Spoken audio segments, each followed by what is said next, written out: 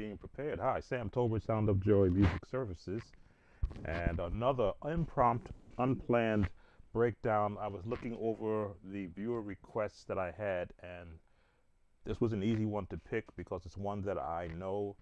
Why We Sing by Kirk Franklin. The others I would have to take the time and listen to break them down, or first to learn them. Welcome, Andrew. So, as always, we are sharing with not just my YouTube members, but also my Facebook page and my Facebook group.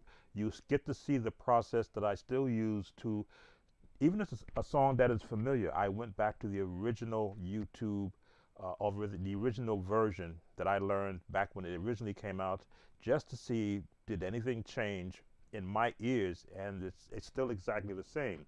What I will do, because as I monitor on my Facebook page all types of musicians who are navigating the world as a church musician, there was a request. Somehow I'm getting a problem getting out the word request. There was a request for help from an older musician who was trained. He can read sheet music, but he was trying to understand how the number system is used. And I asked to him to come to my page, and I could talk him through from another older musician's perspective, one who did not learn the number system, but is beginning to navigate how I teach or instruct, I should say, in gospel music. You can hardly hear me. Let's adjust this a little more.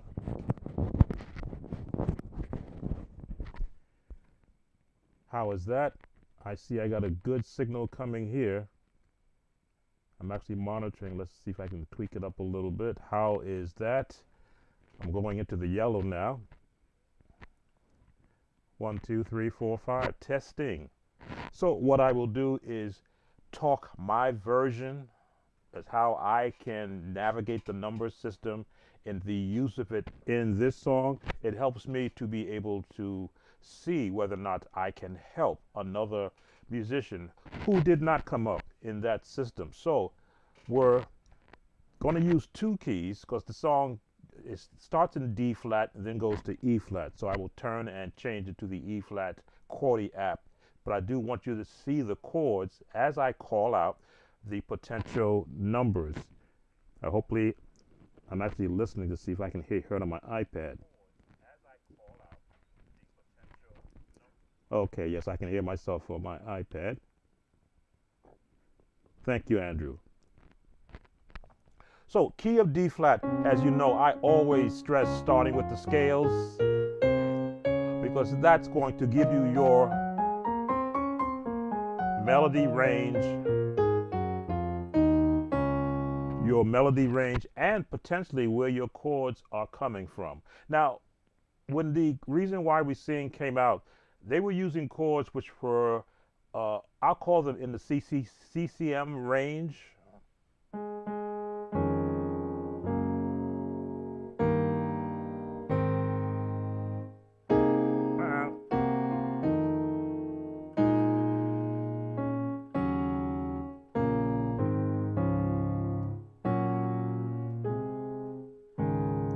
So those are not the traditional gospel chords that I came up under. So when I heard the song in this, when it first came out, I said, okay, he's leaving out some notes. He's in a range that you don't normally hear music played in.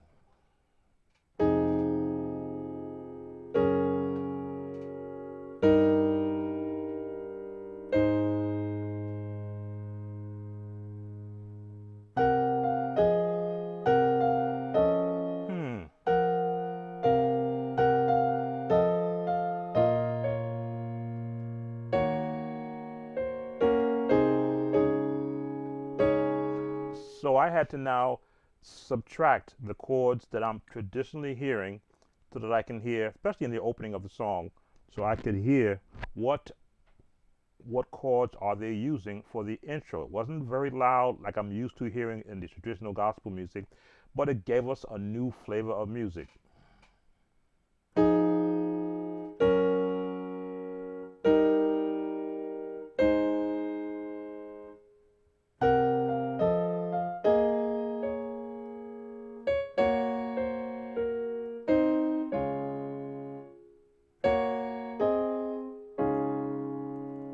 So, and again, musicians will always add their own seasoning to what they hear because they want to hear full fat notes. But when this song started off in a very subtle way, that means you had to tailor back the music to be able to keep up with it. So from a number system, now you may say this is the one because they've basically opened up the D flat chord, but there is no one bass in it. It's like the 3, 4 plus the 5. This is traditional 7, 3, 3, 6, the 4, 5, 1. Now, see, I had no bass notes there, giving a path for the bass, because in the opening of the song there was no bass player. But if you want to put a bass in there, we go 1, 3, 4, 4 plus or sharp, 5, 7, 6, 7, 3, 6, 2, 5. Wow, again, I still get tongue-tied with the number system because I hear chords, not numbers. But I want to be able to, when that gentleman on my Facebook page, if he accepts me as a friend, to be able to share with him my approach, which hopefully will make it easier for him to understand what other musicians who he's probably hearing in his area is talking about. So let me try this again. 1, 4, 4 sharp to 4, 5, 7, 3, 6, 2, 5, 1.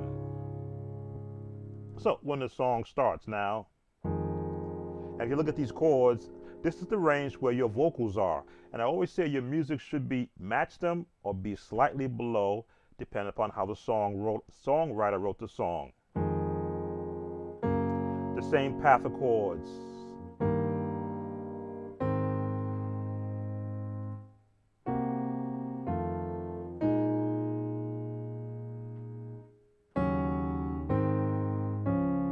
Now that's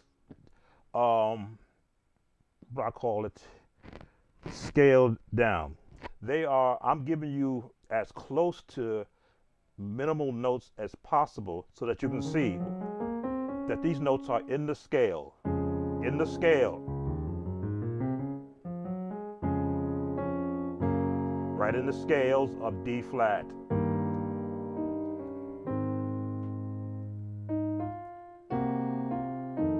Now this chord is out of the scale, but you can see we got an F bass, which means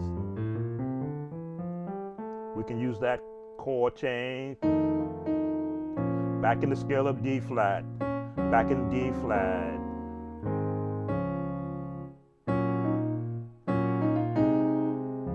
The walk up.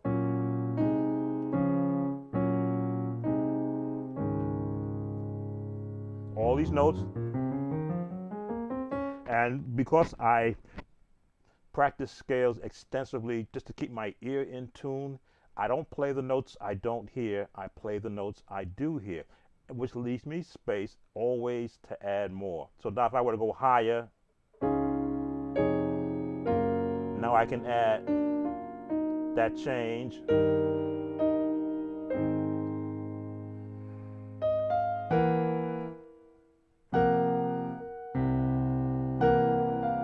Do I want that in there?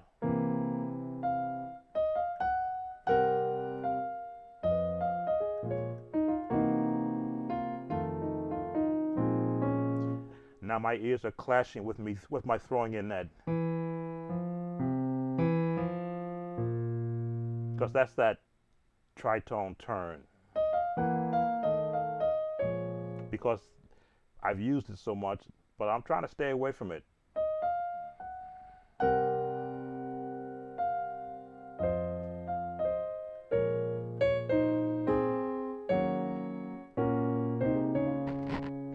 Because when you're teaching a musician a song, you don't want to give him your chords. I don't want to give you what I would use. I want to first give you what's in the song that I can transcribe. And then I'll give you some other flavoring that I use, and then you can pick and choose from with what I'm offering from the standpoint of instruction, or what you've used in your past as a musician. Now, it's one thing to have a lot of chords to pick from, and it's another thing to have a very minimal amount of chords to pick from.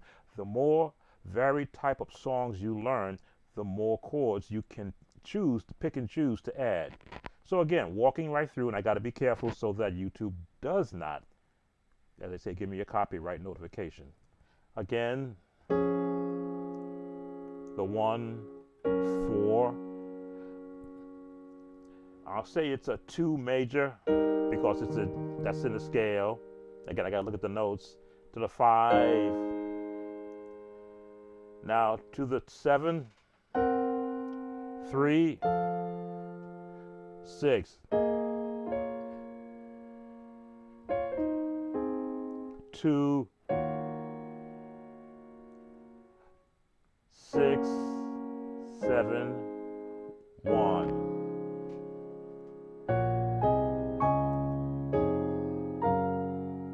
Just stretching things out.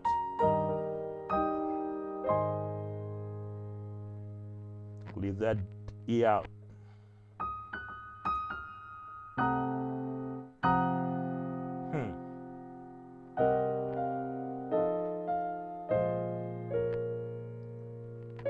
Three, 2, 4, or the 7, 6.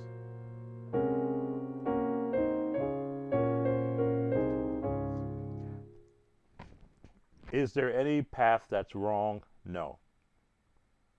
Now, match it up to the song. You may say, well, they're not doing unto the end. But both paths, because they're found within a major scale, will get you from one part, 2, 5, 1, 7, 6, 6, 7, 1. Both get you to the 1, be the 2, 5 or 6, 7 for the number system counters. Now, I sing, no, there we go. I was already thinking D flat, E flat rather. Now, because they're ending in the 4, which is the F, we're doing the 2, 5, 1 in the key of F. Although we're in D flat, excuse me, wow. G flat. Again, let me start getting me out of my thought process. 2, 5, 1 in G flat. So the chord change. 2, 5, 1. 2, 5, 1. How do you want to get there? 2, 5, 1. Still the same path, because that's what our bass player is doing. He's in the 2, G flat, the 5, D flat, G flat is D4. That's why I often say when you give a musician a number system, you got to give them the chords along with it. What's the 2 chord going to be? That's your 2 chord, that's your 1 chord. 2, that's your 5 chord, that's your 1 chord.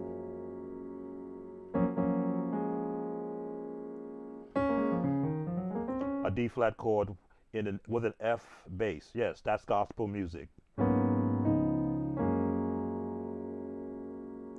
Now, but when it changes up,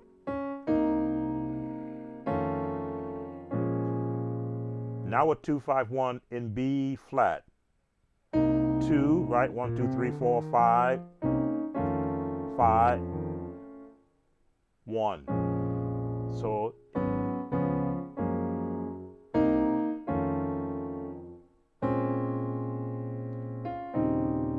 it resolves and back into the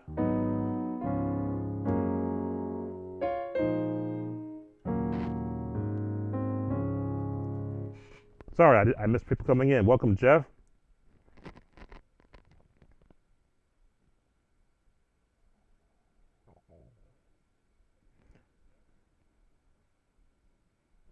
541.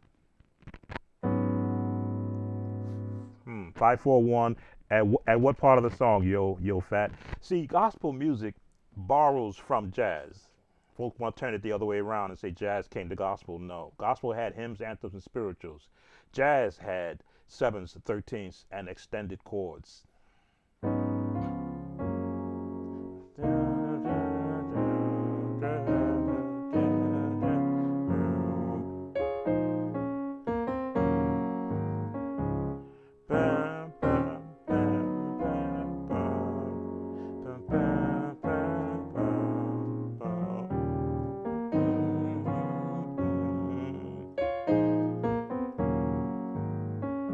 That's why there's always something that can be learned from any song that's out there. Even Mary Had a Little Lamb can, as simple as that song is, you can throw these chords in here.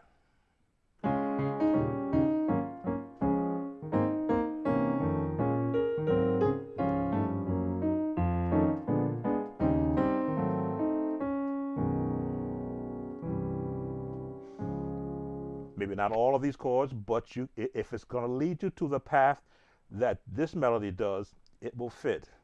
I sing because I'm happy. I sing because I'm free. His eye is on the sparrow.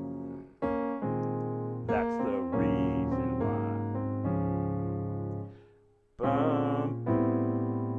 Or whichever way you want to go.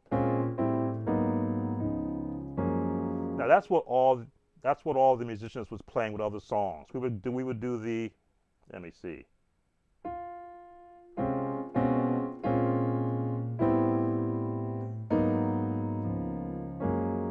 But the turn could be.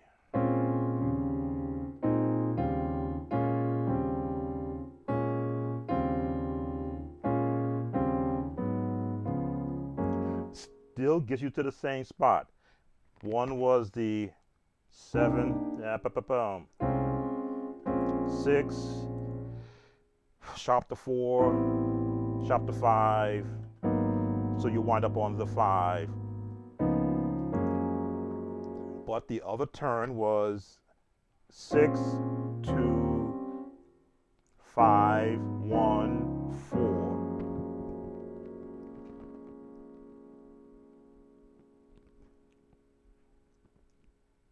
Yeah, us old school guys are not familiar with that language. So I've tried to talk it through based upon what I've been playing for years, which is probably I'm like the outer guy who was playing all these chords from every song I heard, just didn't understand what they were designated other than their chord names. How you doing, Sawa Music and 20?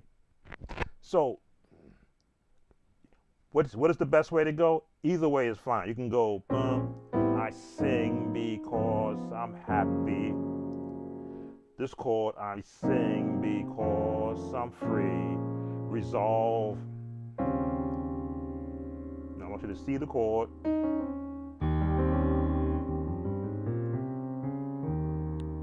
His eye is on the sparrow.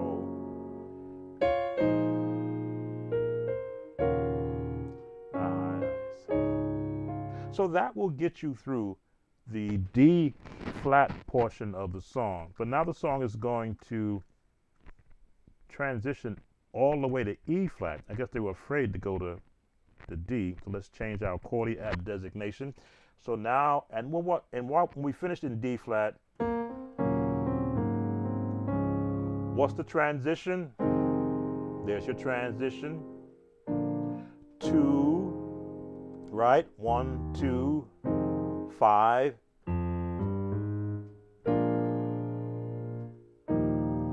So the jazz nomenclature, or we used to call it in the technical world, is always in effect in gospel music. It's just that unless you've stopped to hear how it's being used, you'll get lost in what the music was.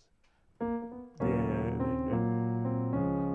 2 5 1 or 3, depending upon how you want to start your bass.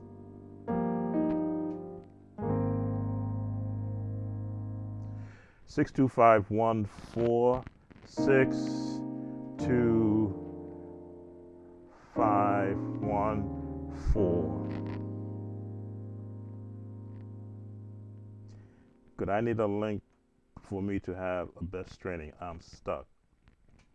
Well, Saw's Music, I have over 1,900 videos purposely put on this channel so that you just type into the search engine songs, or go to my playlist and see what I have in all the different playlists. Each one of them up from, I'll say, 2020 on, which has the Chordy app now being shown, but the previous ones will show you all the chords that I've learned in my entire life as a church musician, learning every song. So now we're in E flat. Again, the scale's important, because in the scales is where the number system gets its chord names from. 1 being the root key, but as you can see, the root key can change based on the chords. 3, 4 sharp to 4, or a 2 to the 5, 7, 3, 6 in E flat, 2, 5. And as you can see, I'm calling out a number, but unless you know what chord I'm playing, you could be playing what they call the Nashville chords, which is the base bottom of how these songs are built. Then these chords are extended. When I say extended chords, instead of doing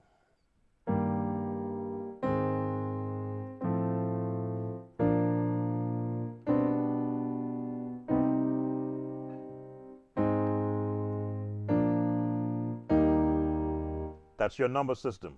3, 4, 2 with a major, right? Not a minor. 4, 3 with a major, right? 1, 2, 3. 6 with a minor. 4, 5, 1. Now, could you play this song with just those chords? Yes.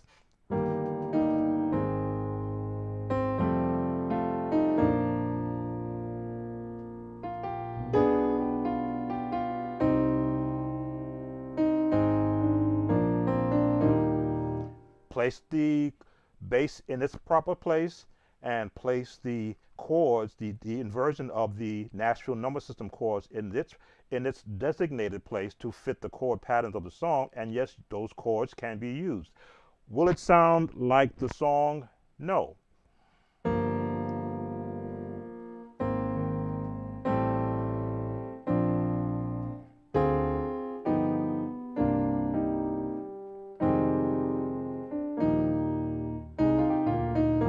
So it's all about how quickly do you want to learn a song. If you really want to learn it quickly, then go back to the bottom, the bass notes first. I should say not bass notes, but the bass chords. 1, 2, 3, 4, 5, 6, 7, and 1. Start there, and then listen to, did they stay in the minor or did they go to a major? Did they stay in the major? Did they go to the minor or did they go to the major? Did they stay in the major or did they go to the minor? Did they stay in the major? Did they go to the diminished? There we go, there's the diminish. Or did they just take off some notes and change a note?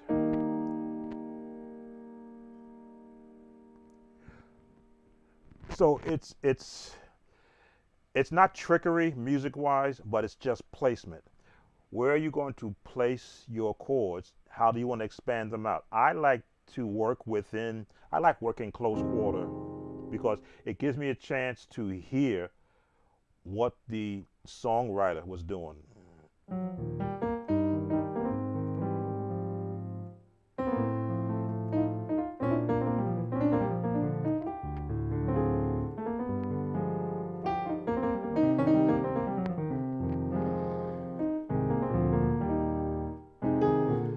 So I'll work here down in the mud. Why? Because now it forces me to have to hear each note separately as an individual note. Where's the melody and what kind of note can I put there? Now I can hear that.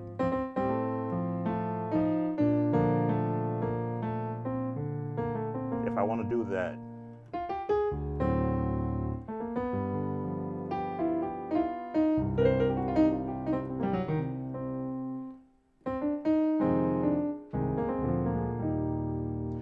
Now we go back to this is the chord they're changing.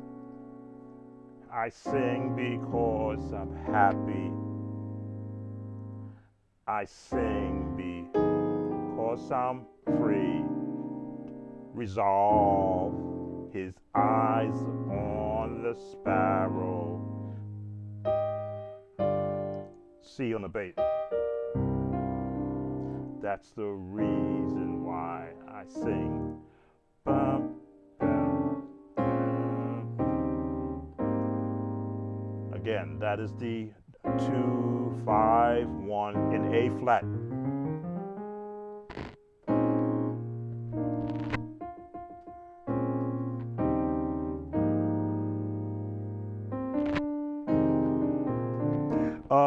T drums, yes. The numbers are. No, please don't learn everything in C major. As you can see, C major chord has its place in every other chord. Here's one thing, and this is for T drum. If you can play the C major scale, look at all the notes that's in the C major scale. I don't mind stopping. 7 notes before you get to octave C.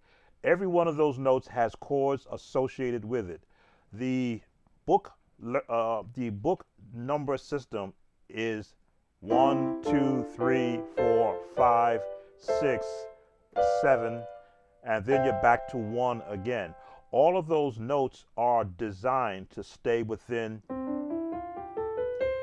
the notes. 1, 2, 3, 4, 5, 6, 7. So that when you change a key, as long as you stay within that major scale, no matter what key you go in, every time you go to the next note, it'll be a minor. To the next note, it'll be a minor. To the next note, it'll be a major. The next key will be a major. The next key will be that minor. But the next key will be a 7th. Or diminished, right? But it's called the 7th position. So that when you're playing a song and if they're saying, well, we're going to be in the 1, you know they're always going to be in the 1. What can happen in the 1?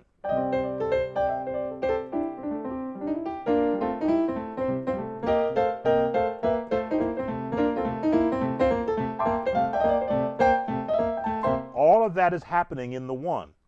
All of that. That lets you know we're in the 1. So if you want to go loose, as they say, or go lose yourself, I should say, in the 1, as long as you know it's right there in the 1.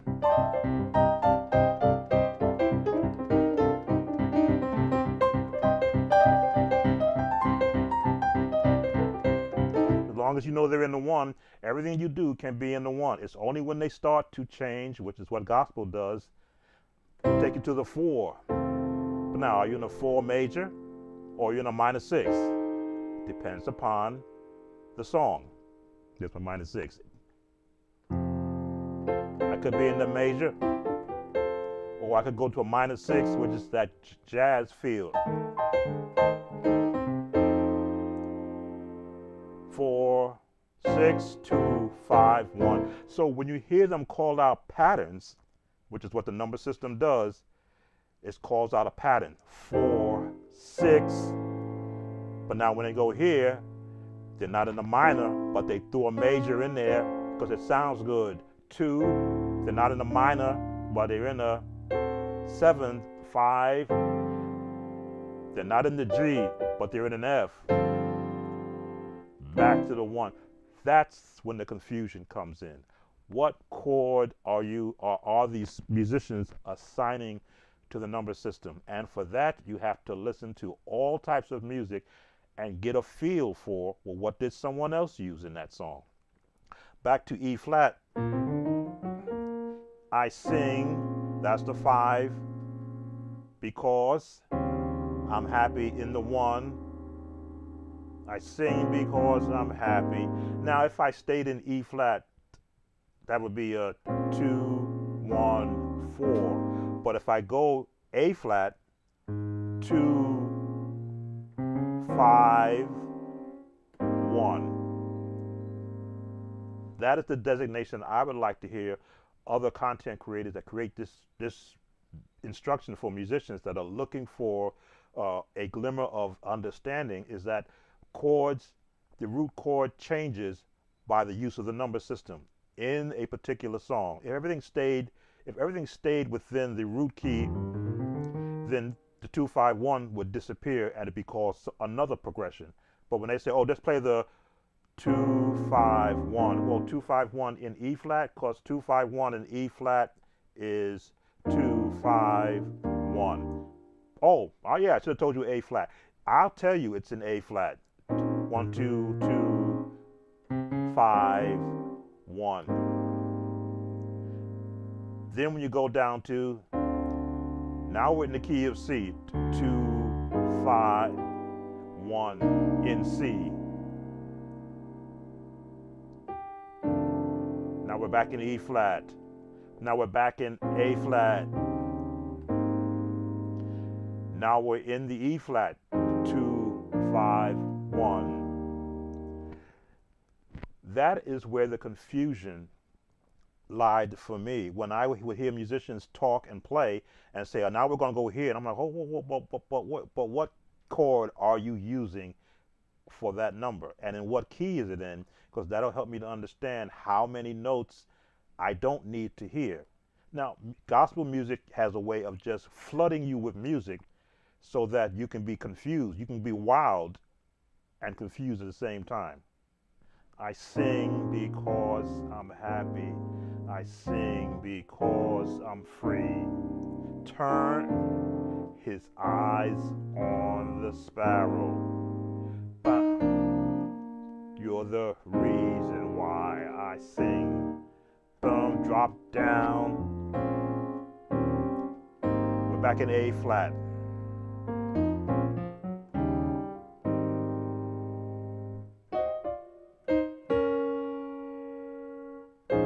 I'm going up. Now I'm back in E flat. I'm stretching the chords. I'm in A flat now.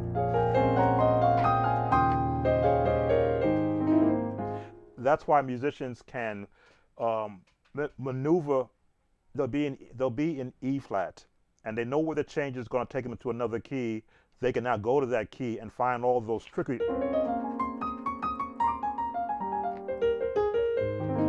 And you go, wow, how did you do that?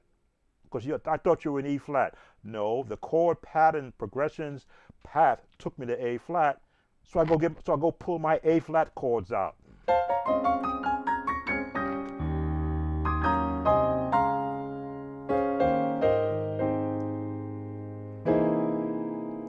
Back to E flat.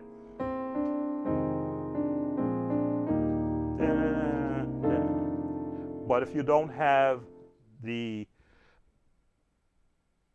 practice of every key,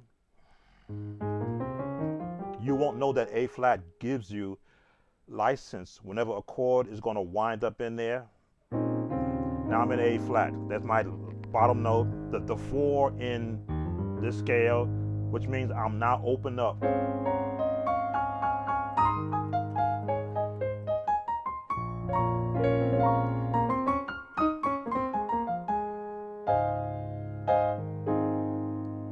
I can be in A flat until the pattern changes.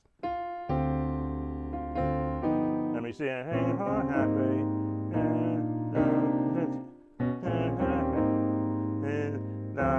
it's going to change and take me down to C.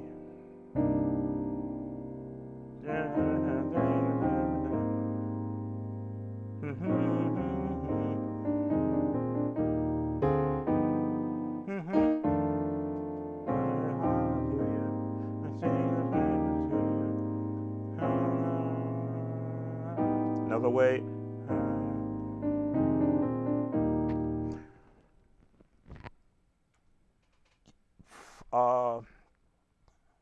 Always look for the simplicity in the music that you're listening to first. When I hear songs, I listen to, well, who's the easiest instrument to hear? The piano player, because he's going to play the straight notes. Everyone else is going to left field, but the piano player is going to stay straight notes. When you hear what he's doing, the next straightest hearing chords is the choir members. They're not singing the off-the-wall stuff unless you did some of the LA Mass Choir first songs. But those will give you a framework for where the song starts and where it's going, and then you can learn all the movement.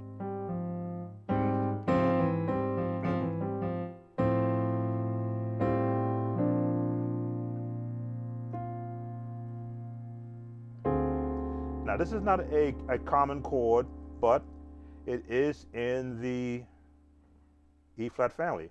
1, 2, 3, 4, 5. There's the seventh, right? Diminished. There it is. All you're doing is you're moving one note over, but this note is in the scales. So the songwriter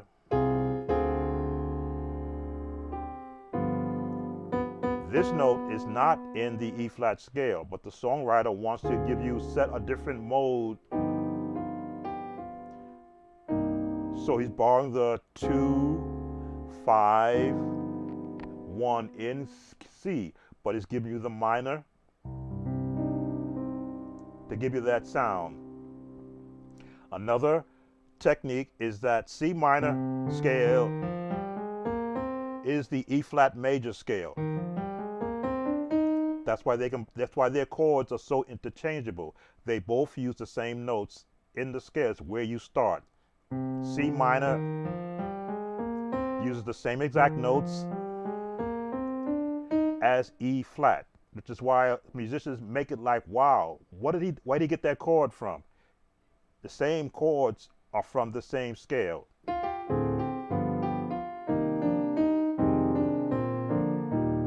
It's just one scale is minor, which is why I stress you learn the major scale, the minor scale, and the harmonic minor scale, and the harmonic minor scale. There's that chain. Or you may call it the Arabian scale.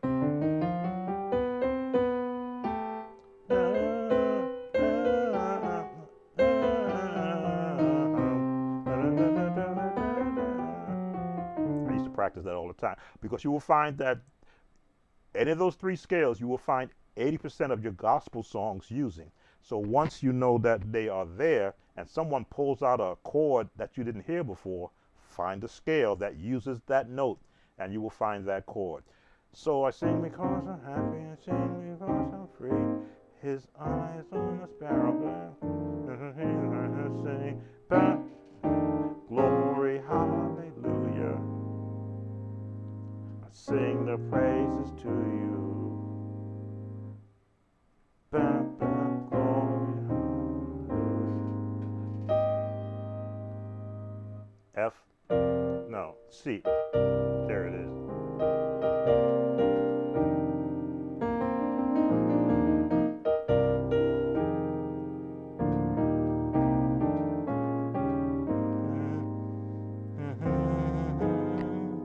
Trying to remember. Trying to stretch the chords.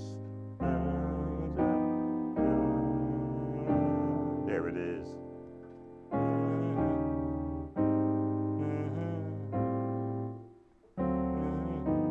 Different ways to approach it.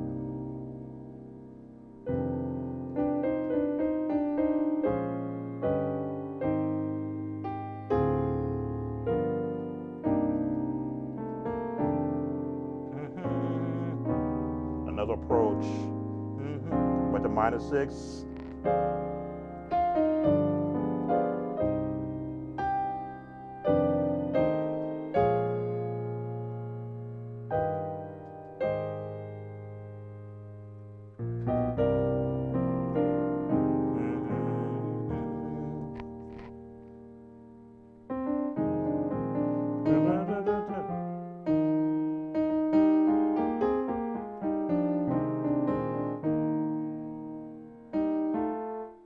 Scales.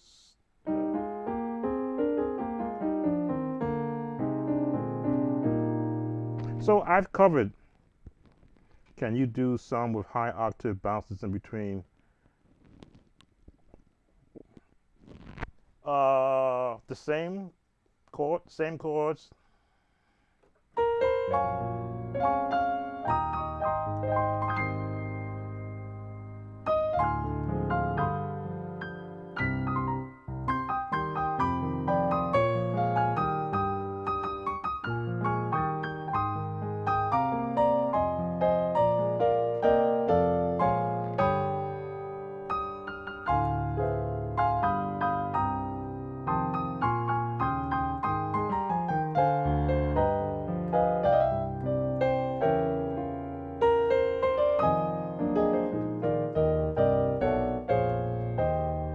Because sometimes when you start to go out too far off from the song, like I'm doing right now, I'm losing my patterns. Now I got to try to find the home spot. Notice that's home. That's home. Turn. That's home. With the turn. Dun, dun, dun, dun. I can stand it out now.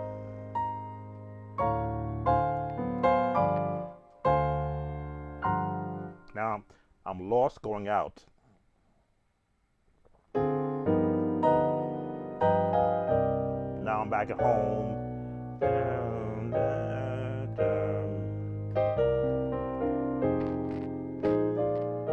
Do I have any programs for 101 course?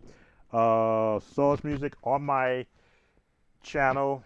If you do a search for Piano 101, I cover, I believe, 8 or 9 lessons taking you through every scale and the chords that can be associated with it. Also search for my approach to my gospel approach to the Nashville chord system, where I actually went and learned the Nashville chord system from the internet so I could speak to it properly. And then I incorporated my own chording system, which that I created to help me navigate playing gospel. Now Nashville uses the 1, 2, 3, 4, 5, 6, 7, and the 1 system, which I learned by watching the professionals talk to it. I used 1, 2, 3, 4, 5, 6, 7, and then octave. That was my chording system that I developed.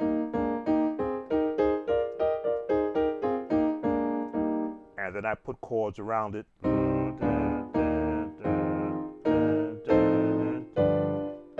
Then I could maneuver it and change it based upon how I wanted the chords to sound.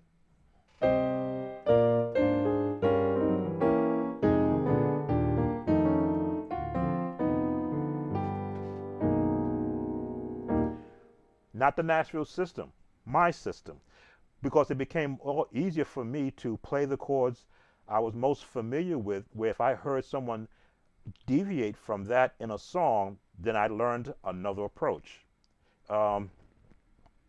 If you were to look at the song, Praise God from whom all blessings flow, I wrote my own path to teaching. Praise God from whom all blessings flow.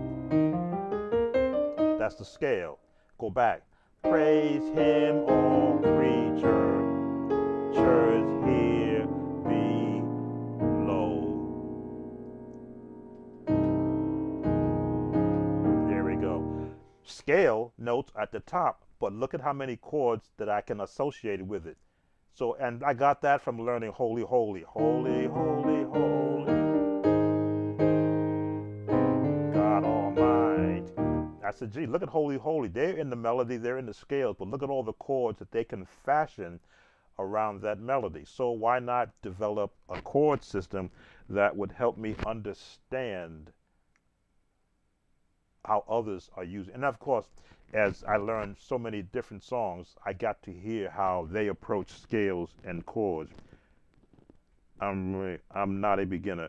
Well, uh, a beginner is someone who has never touched a piano or looked at sheet music before.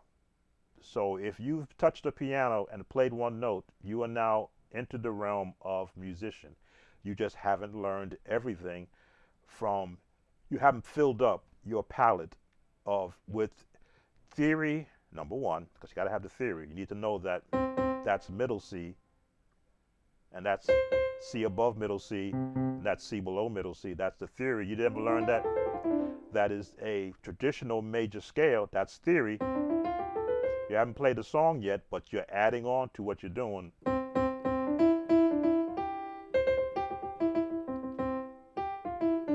That's your first song, Roll, Roll, Roll Your Boat. The rest falls in after that. You begin to keep adding on techniques, I won't say techniques, practical practice exercises. Just like if you want to have strong muscles or lose weight, sometimes fat chords can tear a song apart. They sound pretty, but they overweight a song. They hide the melody or lack of melody. So you want to be able to learn what are your bass chords, the Nashville chord system, 1, 2, 3, 4, 5, 6, 7, and octave 8, all 1 again. Again, that's all theory. And then how to put a melody to a theory.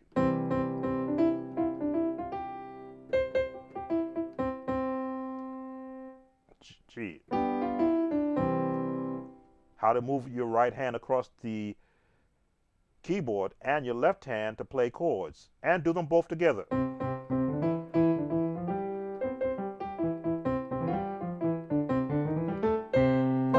And then the different modes are jazz, traditional, gospel, classical. All the different modes which go into the styles that we call music.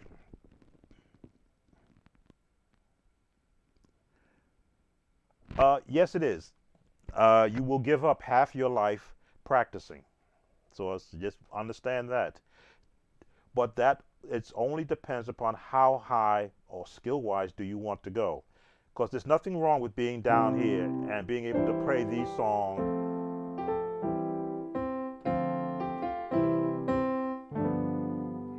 If you can play what you hear and be comfortable with that, you don't need to go to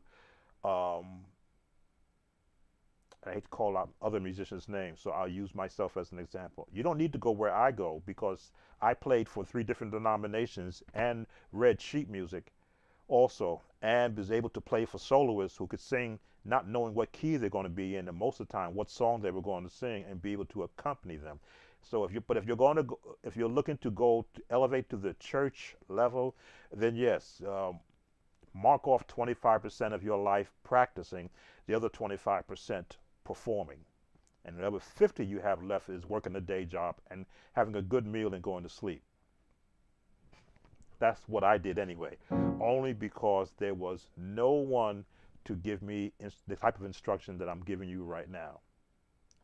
I would have saved 10 years of trying to figure it out if there was a musician who had the heart and the wisdom to say, hey, this guy, he's just not bothering me. He wants to know how to play songs. Let me direct him to song books. Let me direct him to a school. Let me direct him to someone that can feed him what he wants while they continued on with their life. Welcome, Sub-Zero. Something about in those deep chords, both hands, then in between throw in some of those real high bounce, whatever, with those gospel school ones, I guess. I don't know. I love it. Oh, it's inspirational. I'll put it like that. It's what you practice not in church, but then when you go to church, if you need to pull it out of your bag because the service is a little dead, you can pull that out. So I think I've covered the song for the viewer that wanted to learn it. It's not a lot of chords.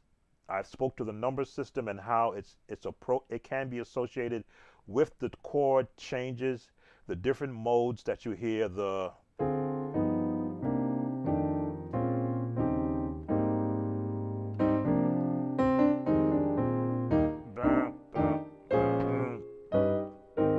oh, thank you very much. I appreciate that. Always like to always feel bad when someone shares with me because I'm not. I've always felt that just your viewing helps me on my channel. But any appreciative gifts, I really do appreciate.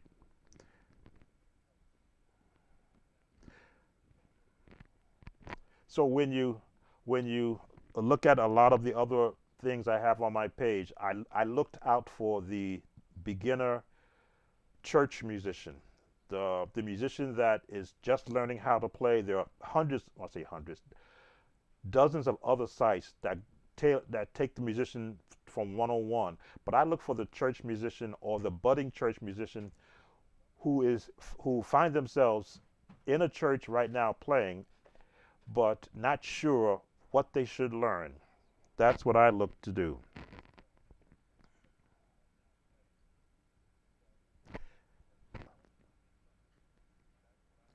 Can you give me a little approach of how great is our God or amazing grace? Yes. Hmm? No, there's ice cream upstairs you can get in the freezer. Sorry about that. Taking care of a granddaughter's needs. Um, how great did I do? How great is our God? I thought I did. How great is our God? I'll touch on it here because again, I never tried to turn away a musician that has a question. I think, as I say, I've done with the reason why we sing. How great is our God is the gospel version of the CCM in A flat.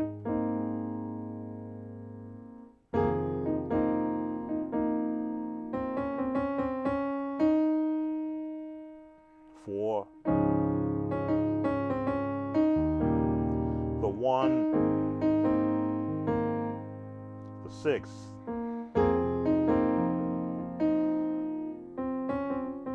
4,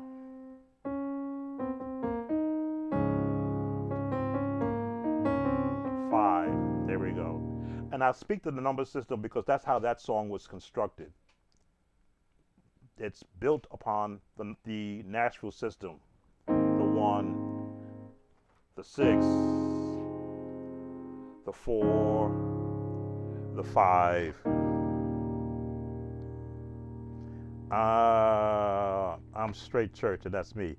I'm in there every Sunday playing, but desire to transition. Yes, well, as you pile on more theory, you will find that everything else will come with it. How great is in the 1 is our God. Sing with me, how great, back to the 6. But look at the chords, they're staying in the place. How great is our God. Now, as you can see, my chords are staying right there, but the bass is what's making the change. You can bounce.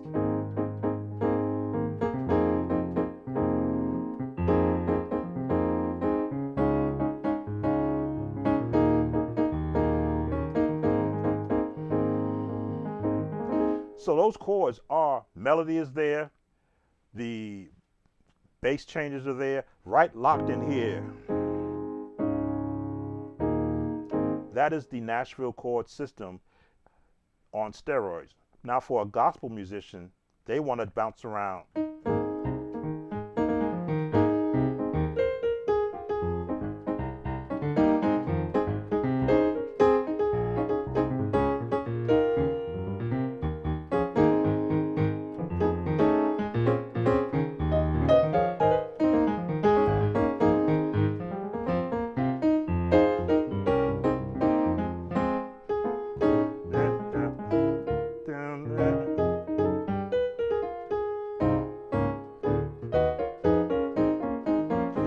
Now, all that's nice, but that's when I say too much fat takes away from the song. All that movement would have the choir members doing this. They'll lose their voices, they'll lose their parts, and people will just start getting musically hypnotized. Keep it straight. You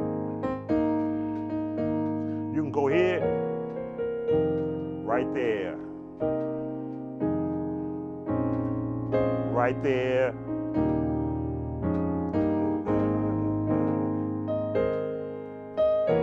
That change is fine.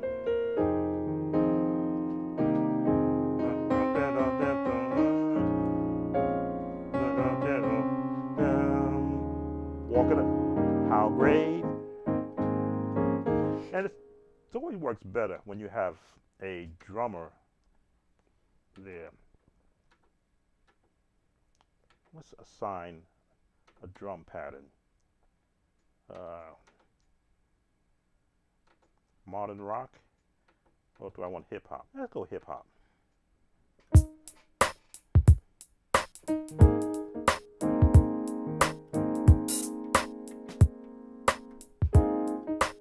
Crash.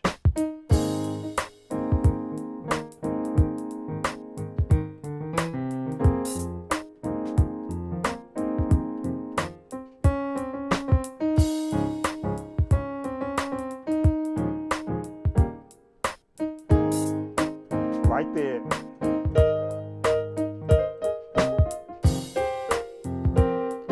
Little classical.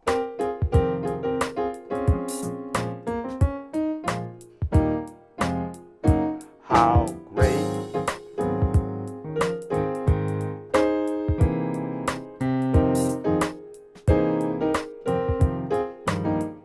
How great. How great is our God. 6, 2, 5. Sing with me, how great the 6, 3, 6, 7, 1, 2, 3, 4, 5, 6. And that's what you can do musically when you have the understanding of where the chords originate from, what the original songwriter did, and when you're in a live setting, you pick the church, Pentecostal or CCM style church, which is a mixed church, which ones is going to fit for your congregation and for your singers. You start doing that in your church, and you're going to have people up out of their chairs bopping with you.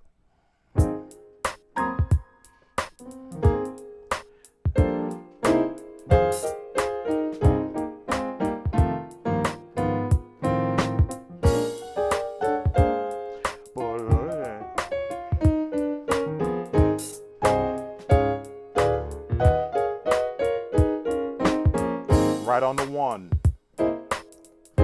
Turn.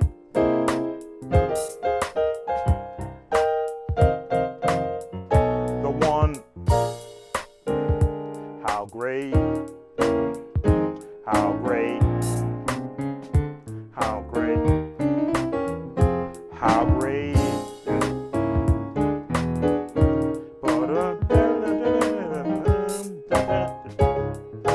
1, 2, 3, 4, 5, and crash.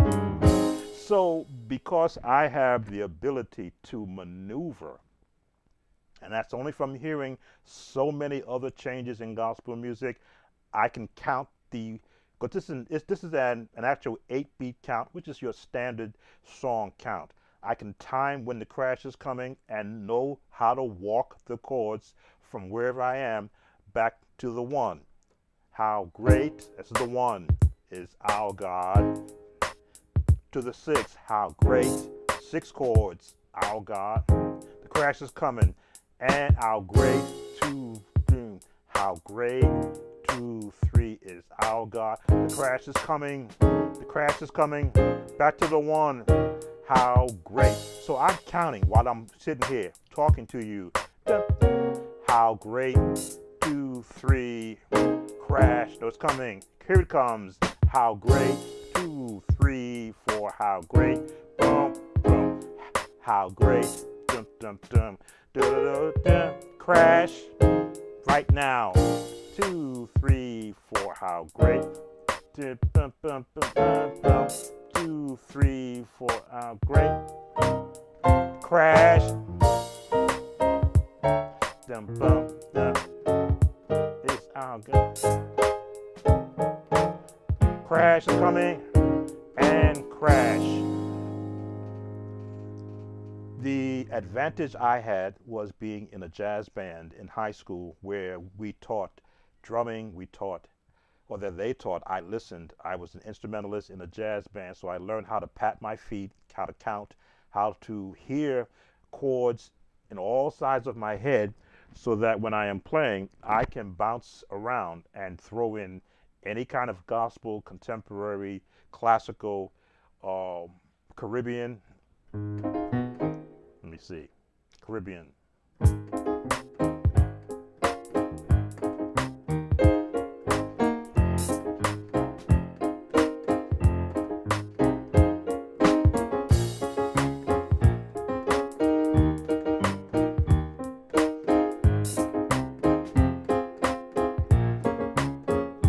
Crash. 6. Crash.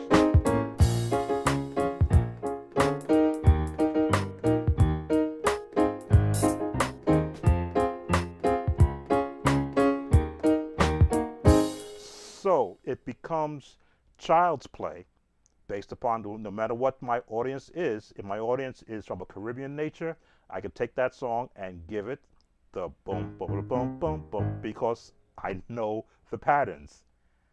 Very basic. 1, 6, 2, 5, 1. Just throw that boom, boom, boom, boom, boom, boom, boom, boom, boom, boom, boom, boom, boom, boom, boom, boom, boom, boom, and boom, boom, boom, boom. 6, 2, boom, boom, 5, and 1. But because I was in the environment where we learned to do that, it became easy. There was a second song that you had mentioned. Oh, Amazing Grace. Amazing Grace, depending upon the key you're going to do it in. Usually it's done in the key of F because of where the highest note is, but it can also be E flat depending upon who's singing it. We'll take you down to the key of F. Scales, again, will give you the range of where the melody is going to be. The traditional way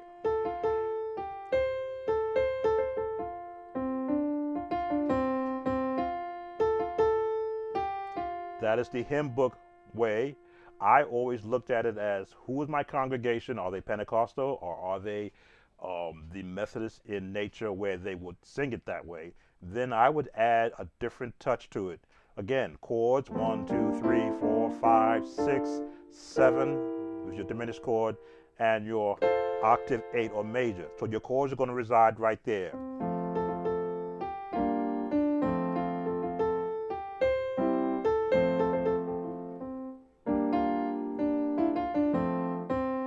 Six, 1, 4, 1. So that gives me now the framework where I can build my chords. I know where the melody is going. I build chords underneath the melody first before I go outside of the melody. Hey, how you doing, Tristone? You're back for the second time today. So when you go to build chords around that melody, slow the song down, hear the chords.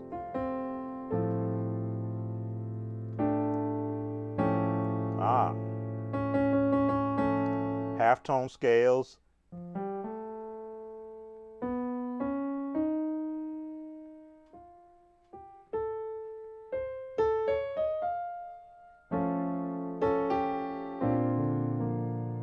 You stay right there in the 4. Drop down to the 6. For the chord wise, to the 5. Remember I said that you can borrow chords from the scale notes, G's in the scale.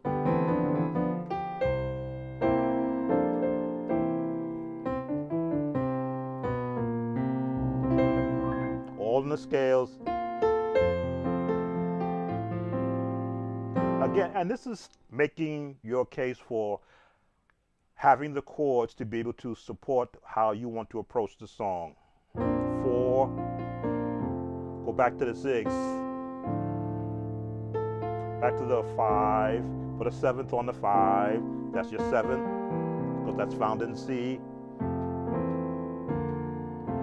Now you pick from, how do I want to approach it? Do I want to give it an actual ballad, which is what I do. I walk it up. Gospel.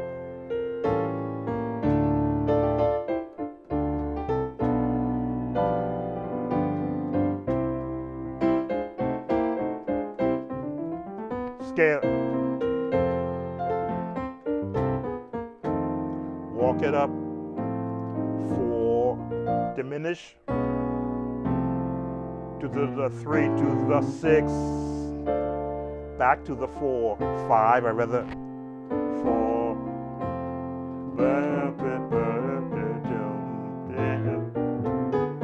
And that's all the gospel changes.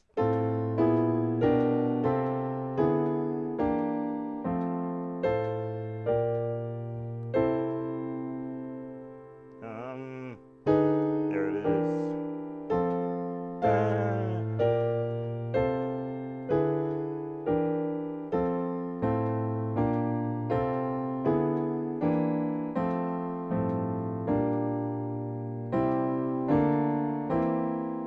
As you can see, I changed the pattern to match the chords.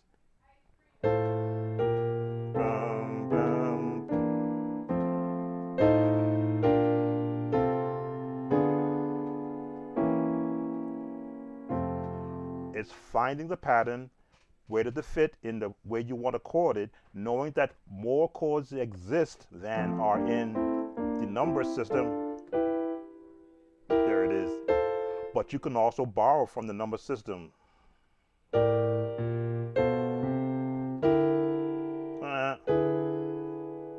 There it is.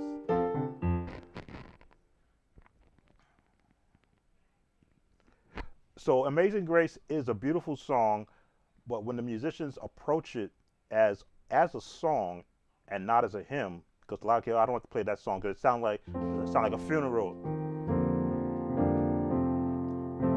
Well, if you play it like a funeral song, it will sound like a funeral song.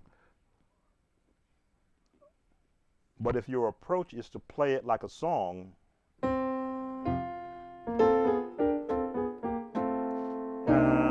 2, 5, 1.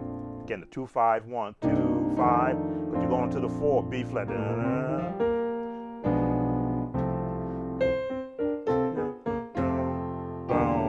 2, 5, 1. Let it bounce.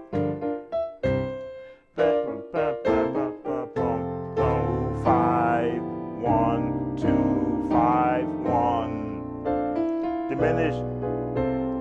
2, 5, 1. 2, 5, 1. Bam, bam,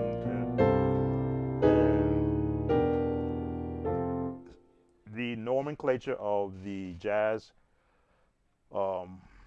patterns have been a part of me for decades. I just did not know that there was a way to describe what I've been playing for years. And as I manipulate and re-alter the chords and I look at it, I look where my lowest note is and what scale I'm in, and it'll tell me if I'm borrowing from jazz nomenclature. And I'm surprised at how much jazz nomenclature I have been borrowing and just assigning chords to it. Now, generally when I play, I don't know what chord I'm going to play until I play it, but in my mind, I am testing out patterns that I've used. When I go, bum, bum, bum, bum, that's because I got that from Sing Because I'm Happy, right? Borrow those chords from there. I sing because I'm free. Same chords, but I'm using them in Amazing Grace. Amazing Grace, how sweet the sound that saved a wretch like me. But I'm borrowing the reason why we sing chords. Why? Because they borrowed those changes from jazz songs. Everybody steals. I put it like that. How you doing, Louis? Everybody's stealing everybody's chords. And it's a good thing because when they use it differently, it sounds differently. And it helps to bring life to a song which might be considered as for funerals only. To do it as a solo,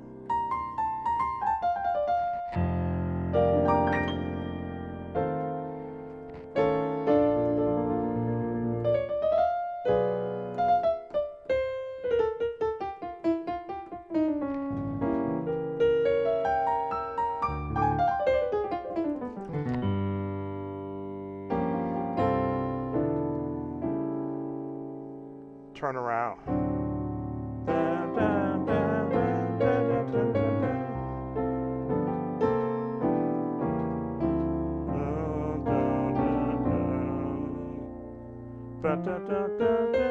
Now I'm in A flat. Now I'm in A flat. Back into F. Again, the A flat major scale is the same as the F minor scale. Same notes, so you can borrow and resolve back into the F chord.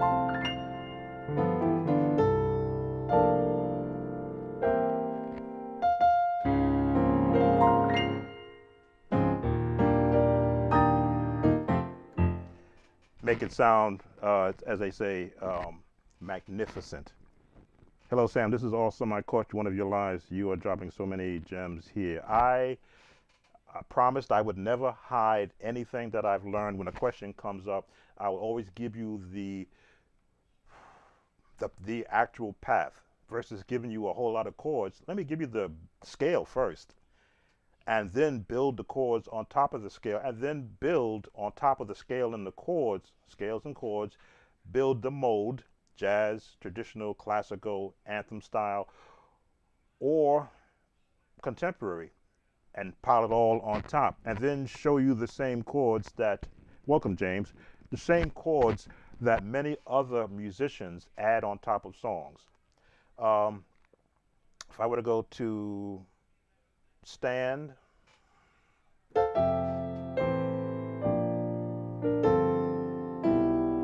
well, wrong key, but I want to show you the approach.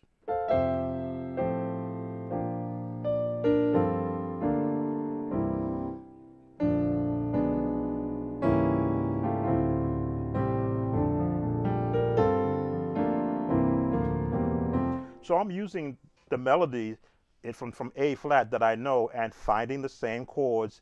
It's an off key, but I should be able to find it.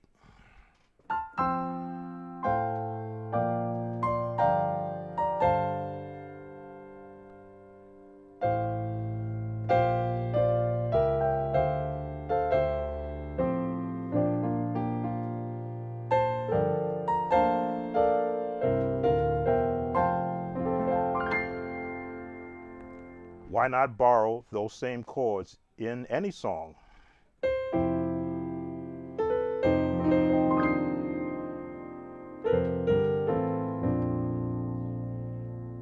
I know I'm going to a D.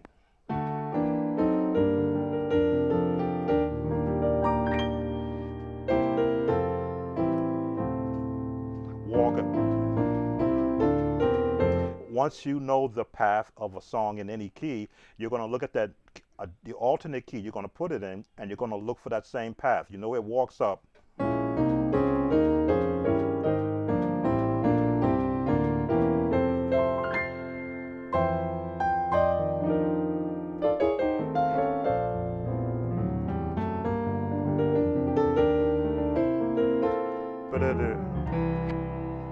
There it is.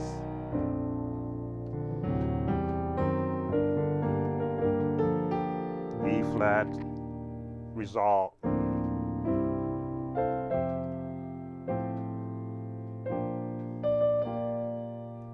There it is.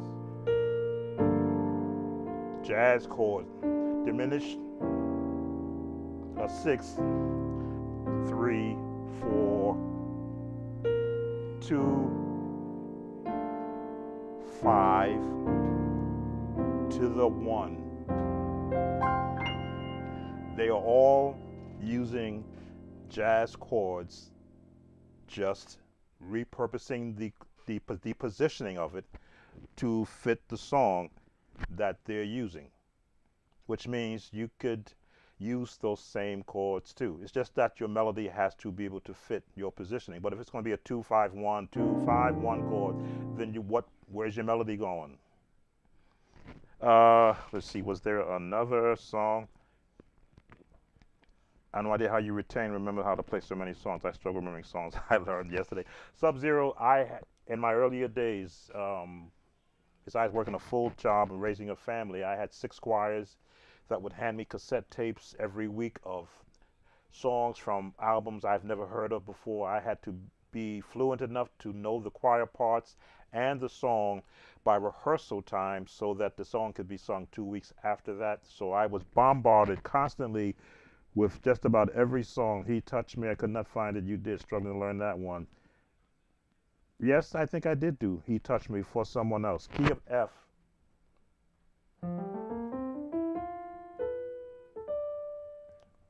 B flat. No.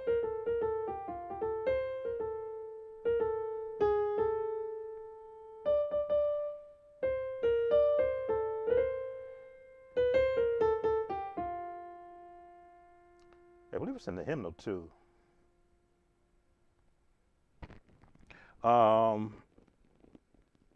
He Touched Me is written in the Nashville chord system. That's your first chord. Your melody is. Since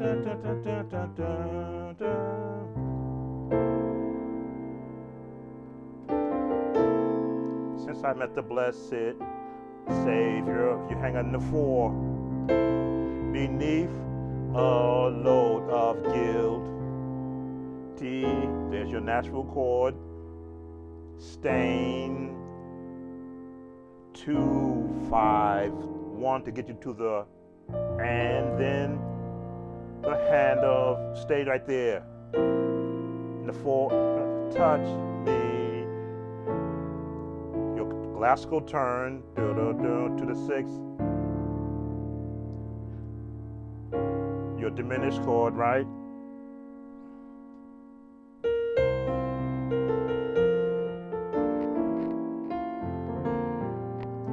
So once you learn the melody path, assign chords.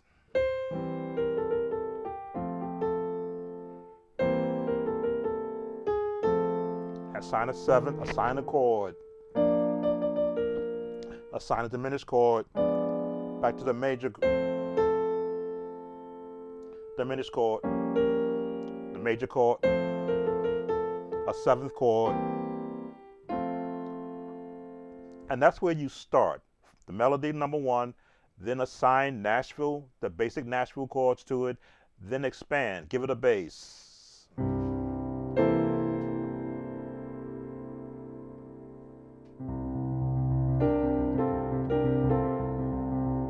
If you don't know 3-part harmony,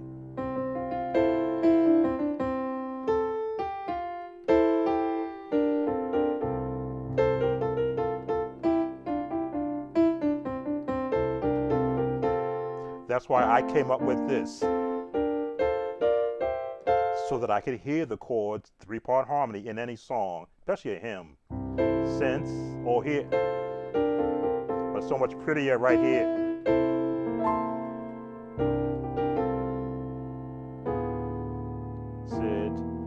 Savior,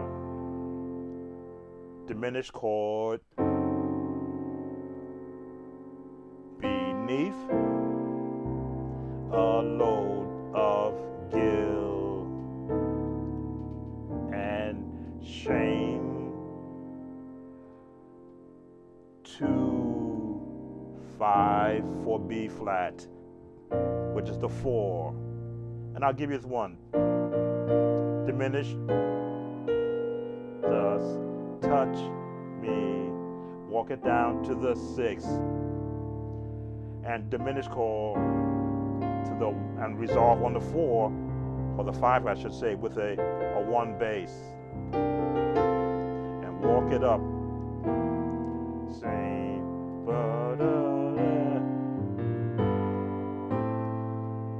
he touched me. Let that resonate with you. Oh,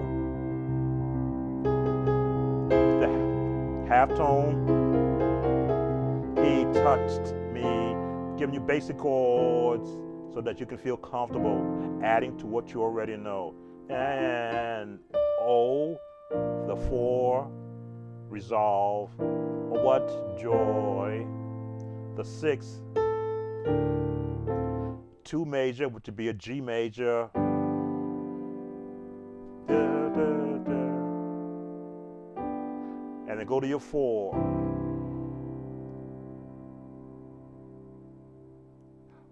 Walk it up. And something, which is your 1. Your diminish up. Your 2 minor, right? Natural chord, that's the natural 2. You're just doing a octave of it. Resolve to your 4 with a 7. Walk it up. And now, because C is in it, you can borrow the minor to give you that sound. 2, 5, 1. Different way though. This is the gospel way of getting to the 4. 1, 2, 3, 4 versus 2, 5, 1. So everything that sounds like jazz. Diminish. He touched me. Stay right there. Keep your bass on the B to the touch me. Go to a D7 major. Good to learn classical turns. And may. That is the gospel turn.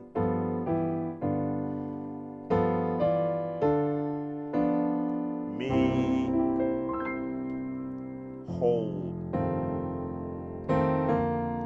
Drop the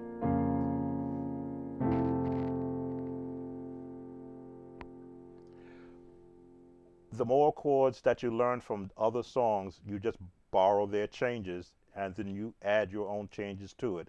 Now, again, He Touched Me is a Bill Gaither's song, so I'm sure I'm going to get a copyright on it, but that's okay because I like being able to share what others either don't know or won't share because it puts you at their level. I don't care who gets to my level and surpasses me. I haven't got, as they say, 67 years in front of me. I'm in my 4th quarter of life and I'm medically working on those things to extend my life into overtime, which gives me the time to be able to answer questions for today's current level of musicians. So while you've got me, I have no problem with you asking questions. See, He Touched Me. There was another song. Did I get to that song? What was I doing? I'm looking back. Another Chance, Dallas 20. There's a lot of songs I did not get to because when I have new people request songs, I jump immediately to theirs because I think you're on that list of those who have asked for 10 or more songs. And usually if it's a song that I have to break down to learn, I can learn another song that's being requested a lot easier. And I purposely do that. I give those first-time requesters a pass to get their song out. With the person that asked for the reason I want to sing, they had asked for it, and I sent them to a link of one I did. And when I re-looked at that link, I did it in a jazz mode and not a breakdown as what's on the album, which is why I went back to this one, because I'm conscious of those who have asked in the past and those who are asking who are new.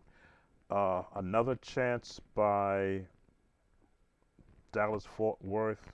Again, I'm not Not familiar with that song, so let me mute and let me go listen to it. In fact, can I do this? I said I was going to do this. Wear my iPods and listen to a song so I don't have to mute you and turn to listen to it. So let me put my earpods on so I can hear the song played from my iPhone. Excuse me a second while I become multi.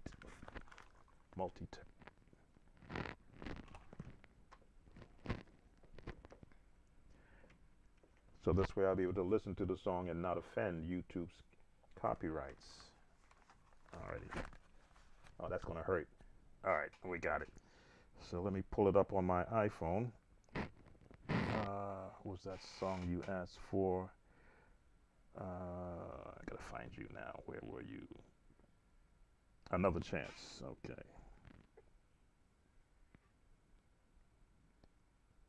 So you won't hear it, but I will.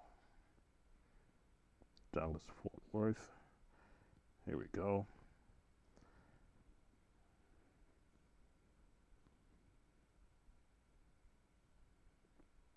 I always look for the original song recording and not a live, because things always change. No, that's not it.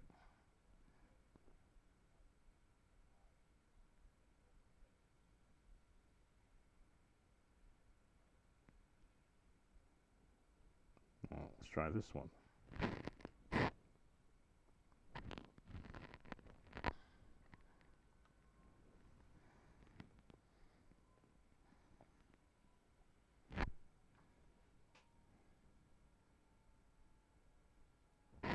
Oh, look at this. Why did you do that? Okay.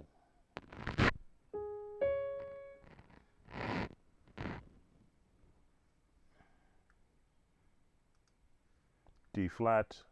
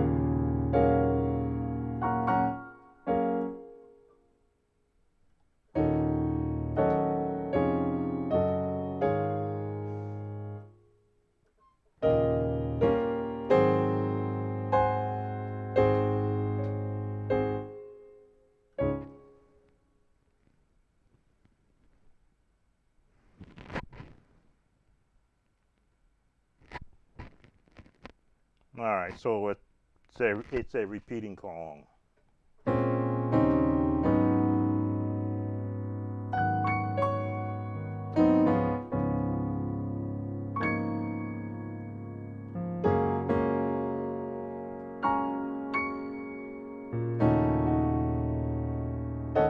And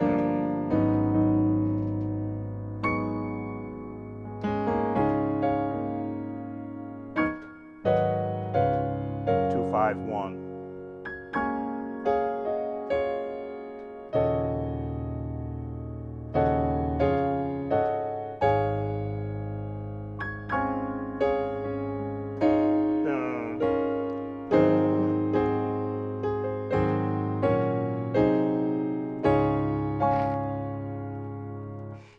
Not many chords there.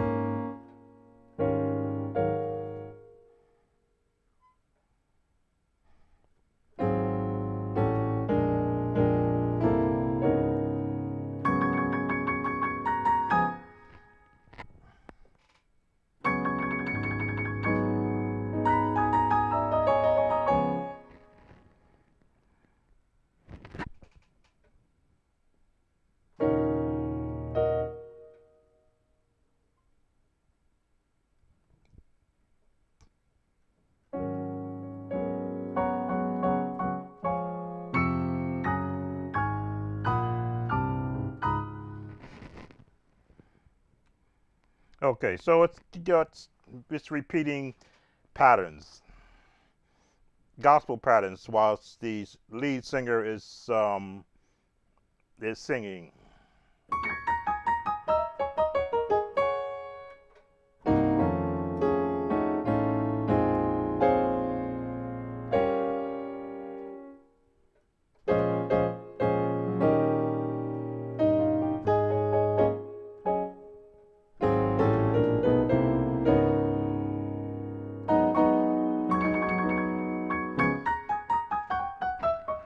All right, let me stop.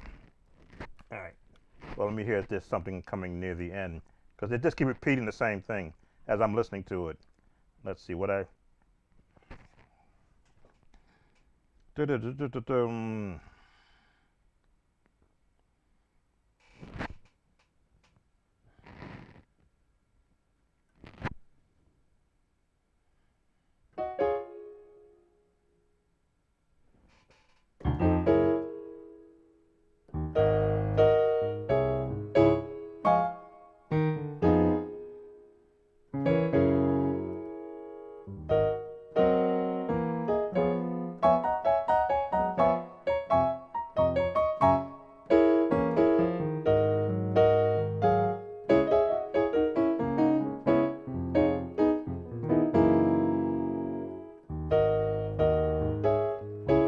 All right, so yeah, it's gospel, um, gospel, yeah, preacher chord things.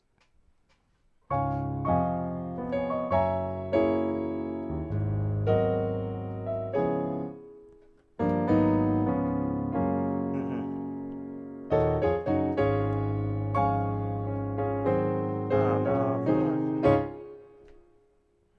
And then the. Dun, dun, dun, dun,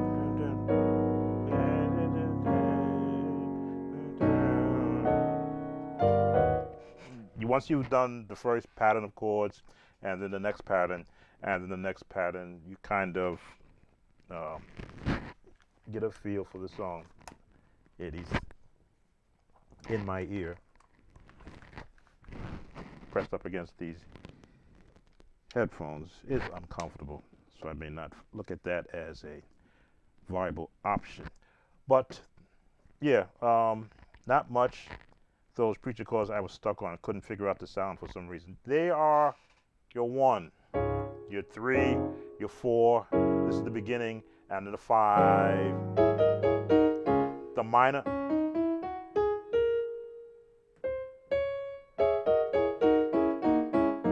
They follow that minor pattern with a 7th. Not a 7th, right? Or a major plus 5.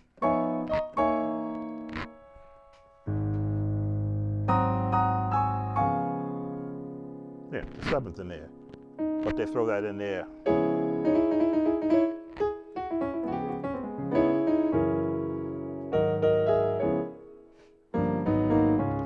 Not. Thanks, Sam. I can now watch this when I do preacher chords. I can get it out. Plus, you play both sounds. It's going to help me out.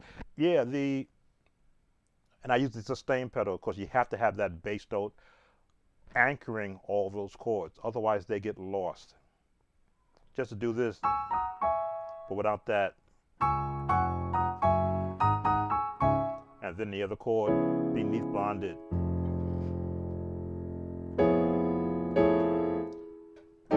There it is.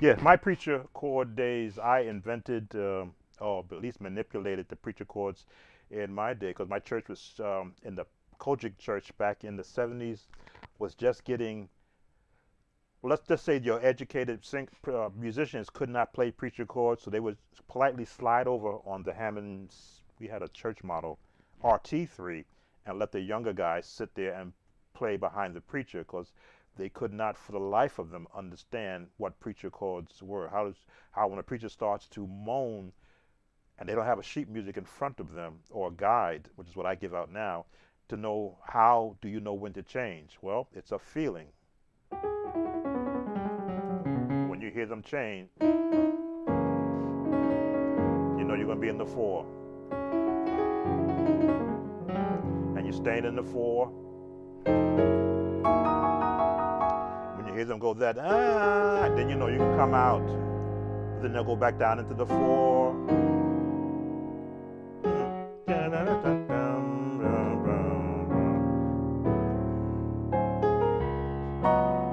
And you bring them out of it. But then sometimes they'll look at you. Hey. There was no transpose button on a Hammond organ, so you had to be ready to drop into D minor. And what do I tell you about the chords? D minor. Those are the same notes as the F major minor scale. The same notes. D minor is the F major scale. So when you're in D minor,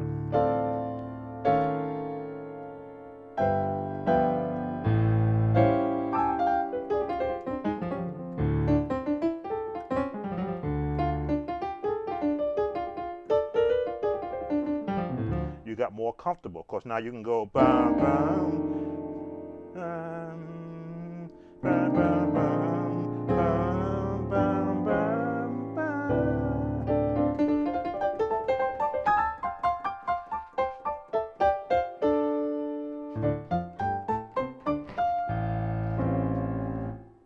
Clark sisters.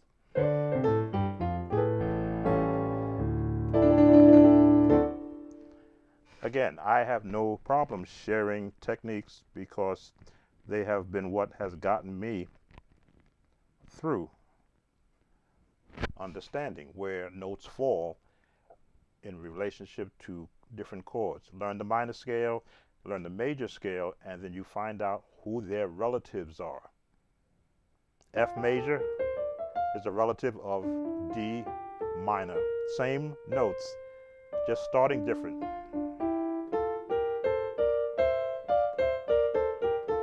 That's how close they are.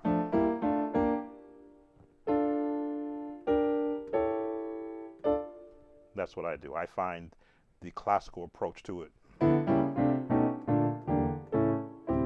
When you're doing For Every Mountain,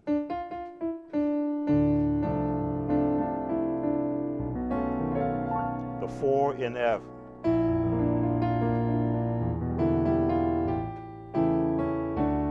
D major, diminished. Here's where it changes. E flat. No, D, E rather, A, back to the D minor.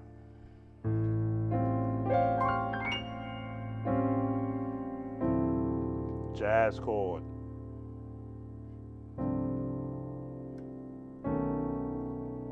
Jazz. Jazz. Jazz. Jazz. Jazz. Classical. Classical. The 7th. Jazz.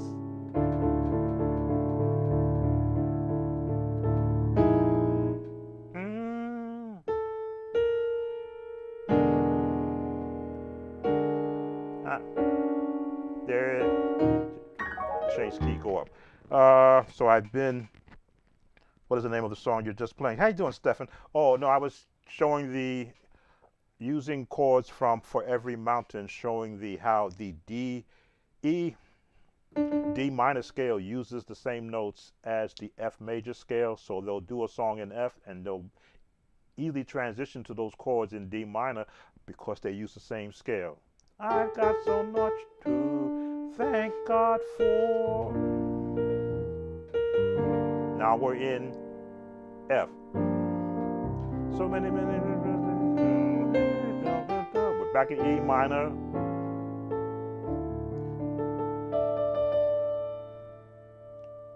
Seven.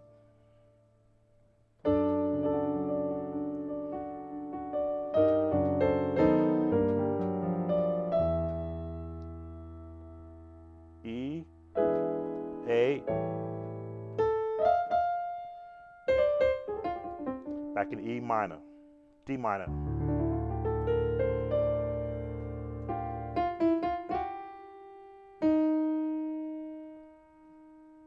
E flat, and E, E7, A7, back to E minor,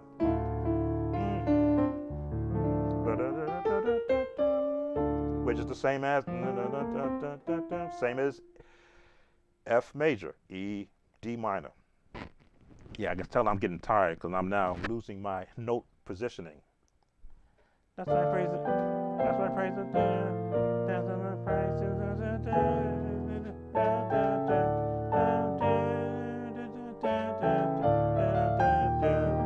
And for this I give.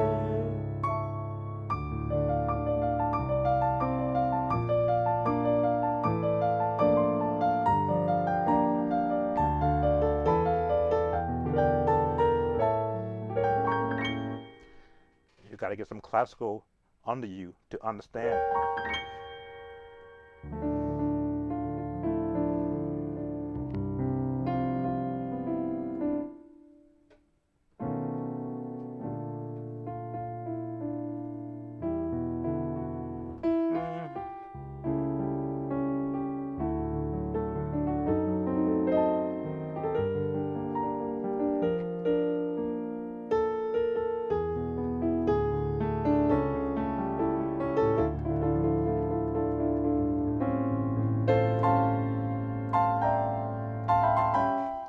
E flat.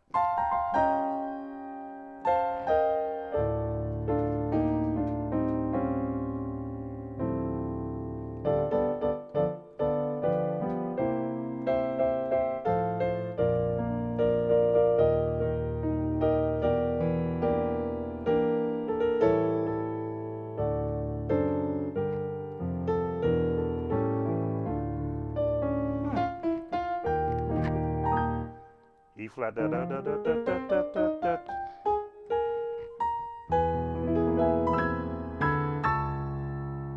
If you know any of the Smallwood songs,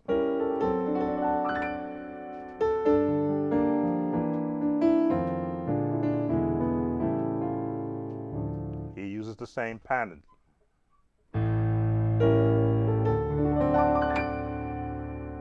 Psalm 8,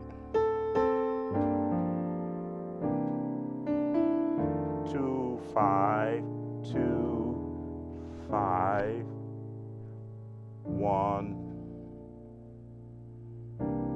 and 5, 5, 1, 5, 1. No, there it is. 5, 1, 2, 5, 1, 5, 1, 5, 1, and stay in the 1 minor.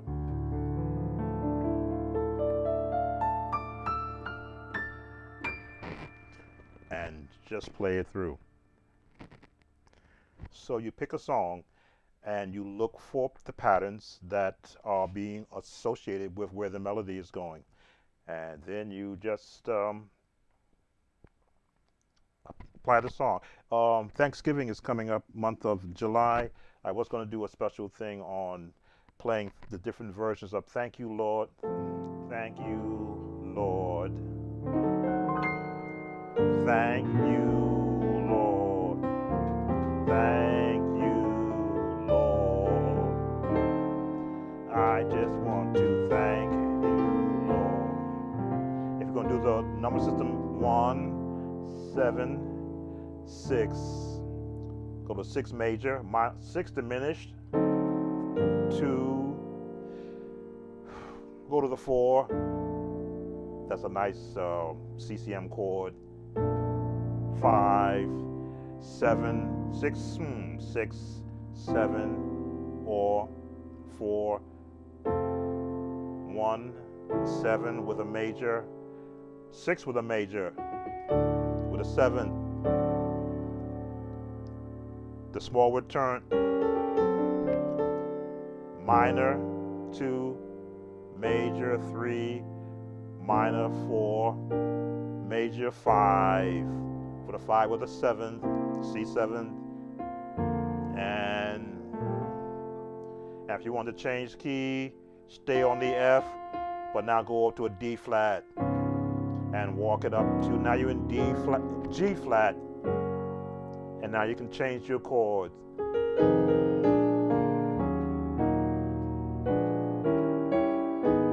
No, here it is.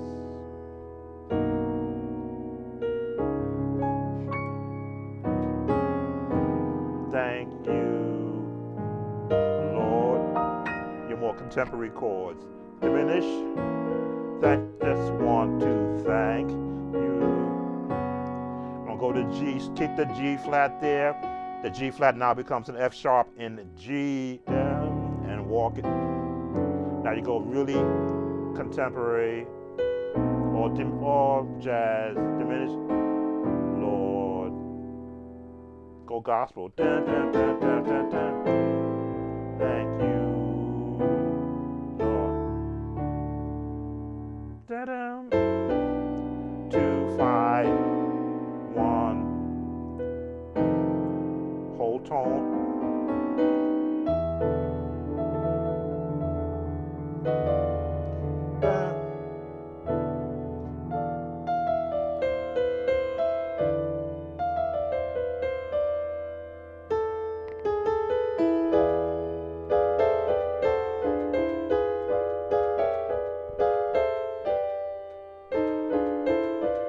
I just want to turn around. I just want to thank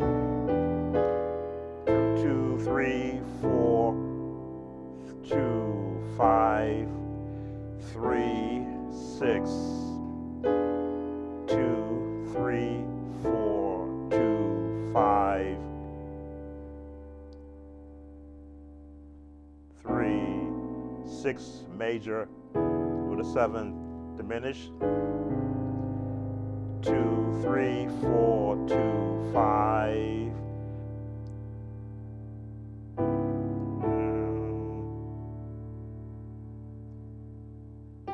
Going to A flat, so we're gonna now go become, the G stays a G, but now in A flat.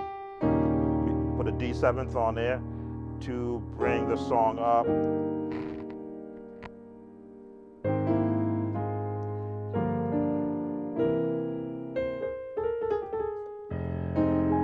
Because I think a musician should be able to take any song and solo with it. Again, understanding where the notes are and how the manipulation of notes by grace notes.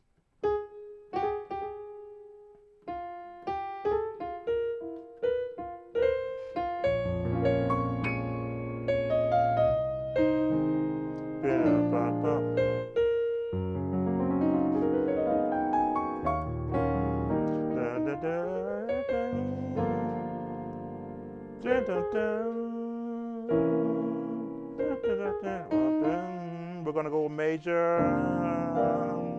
We're gonna flip it though. I just want to thank you.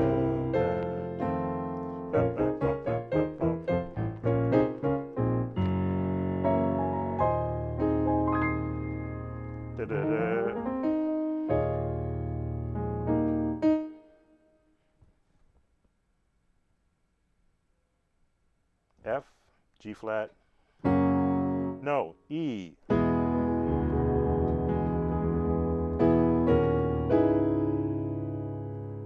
A, and A flat. Yes, it's all a part of hearing other people use those same progressions, and then you look at musically where you are and find where they've built those notes from, which generally means they're using the scales in the original key and borrowing chords from those notes in the scale. Make sure I didn't miss any questions. Those left hand fingering, is it universal? my left hand chords will support what my right hand is doing, which means I have to be in sync with where the chords are. When I was in F, I'm doing F. If I know I'm going to drop down, as you can see, these two match. That's how I know I'm in the right key, but I want to support it. So you will hear, because I have to be able to hear that chord, this chord, this chord, this chord, this chord, this chord, and this chord to fill it out, because I know it's going to resolve. If I'm going to walk it up,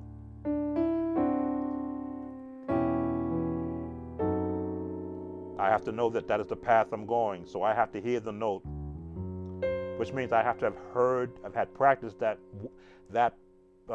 progression before to know that I'm going to walk it up. Now, if I know I'm going to stay in the G here, I'm going to go to this chord and resolve. I know I'm going to the 4, which is the C.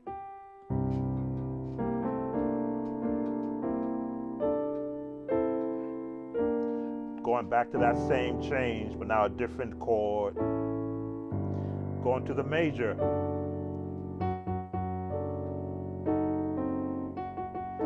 As long as I know, because if I hear a different note, I will hear the clash.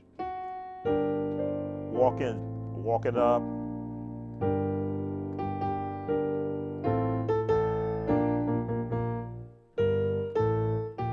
Because I know what those should sound like, highest and lowest, is the chords I want to assign in between.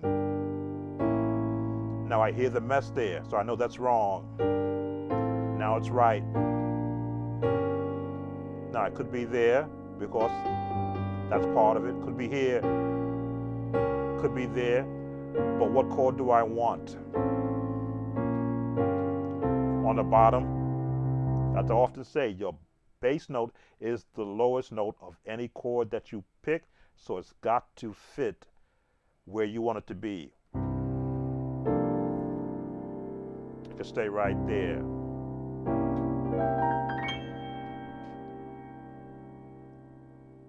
I want to go to D flat. My chord has to fit.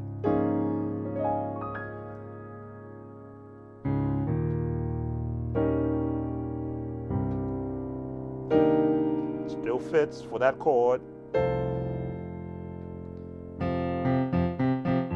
But only because I've practiced it in somewhere in my path. I've practiced those changes so that it's automatic for when I'm thinking about what song I'm approaching, which one I want to use. Now, if it's a fast song, of course, everything speeds up and it becomes more simpler.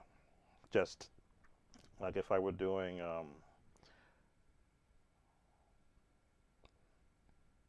what's a fast song?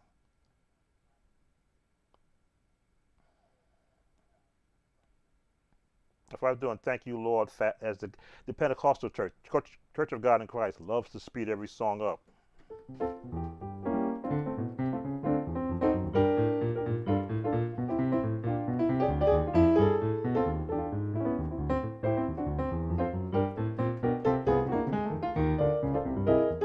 And I used to hate that because it took away all my chord changes when I have to speed a song up. But then, as a musician, you've got to maneuver yourself to be able to meet the musical need.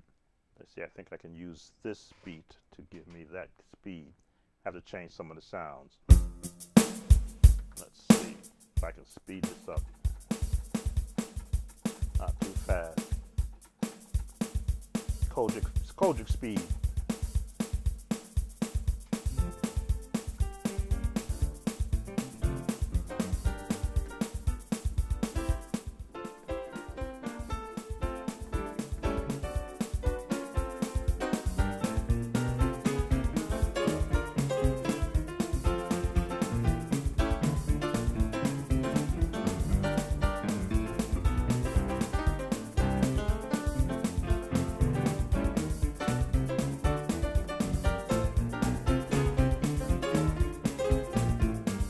Which means you have to have a understanding of how jazz moves. Bass hand is the lead for jazz. Whatever the bass is going, everyone else follows.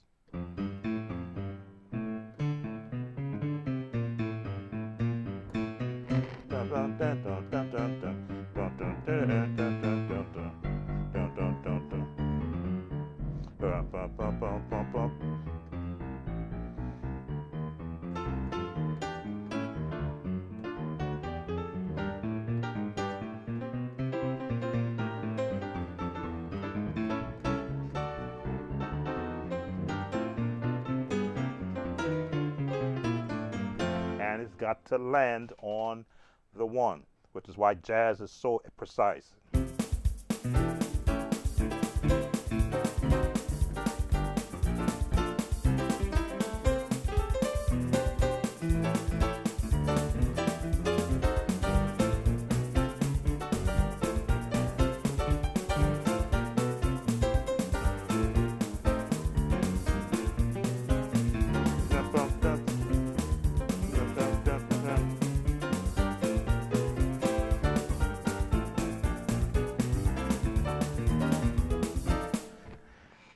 So those are the type of things I would practice as a youngster, just so that if the need came to be able to shift the style of music, I wasn't caught off guard.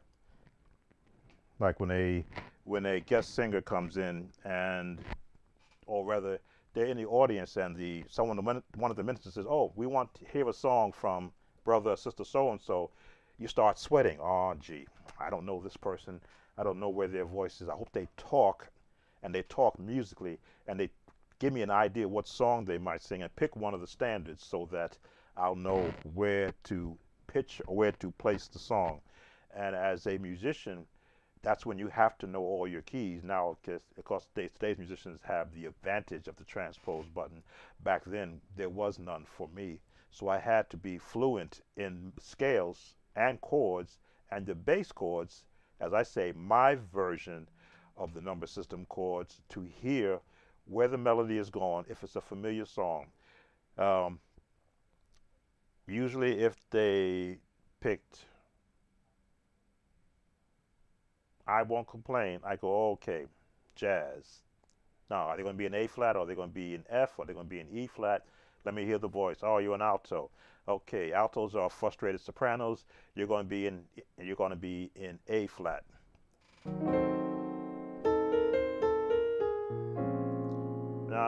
A flat there. There it is.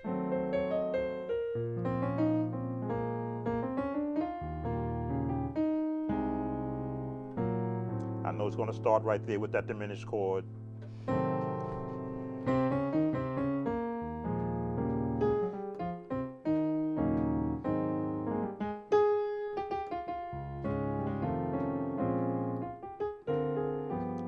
Two, 5, 1. Again, I Won't Complain uses jazz chords.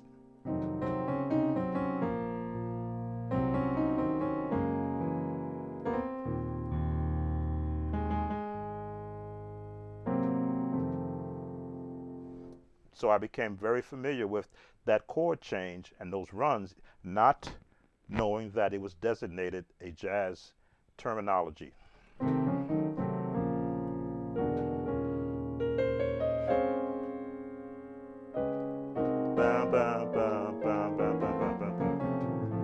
I love throwing classical.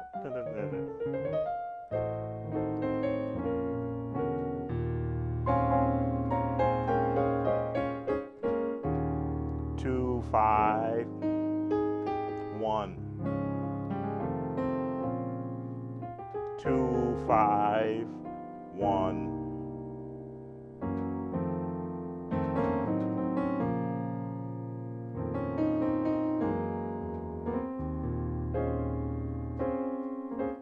Jazz turn.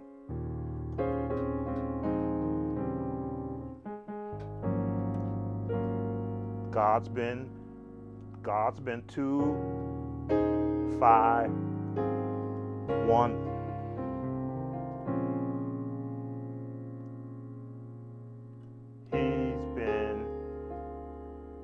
He's 2, 5. 5, 1 in the key of C. 2,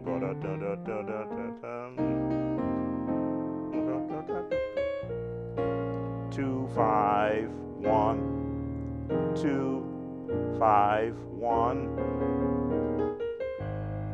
Dum, dum, dum. Another way of getting from the 2, 5.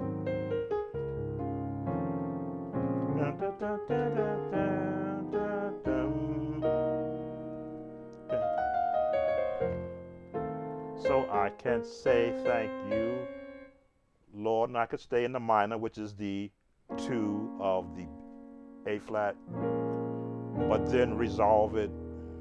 I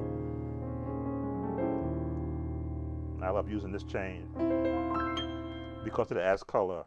Won't complain.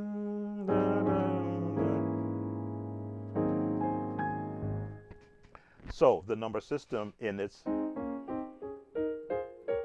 is what those old time, older, I'll say old time, I was there back in those times, songs were written into. But if the skilled musician who read sheet music didn't have sheet music in front of them, and someone started singing that song in the key of, we'll go E major, they struggled. Where I would just sit there and go, oh, geez, somebody's gonna be in E major.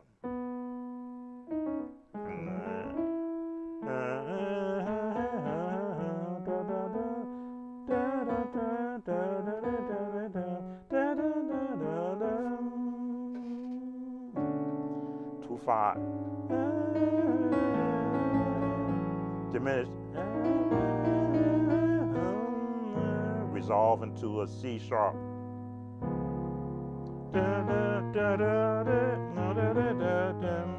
Minor.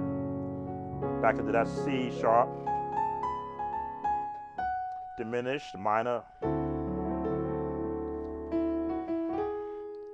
B. Won't complain. 2.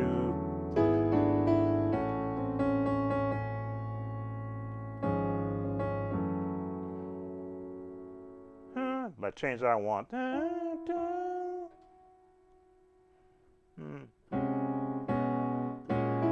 There it is.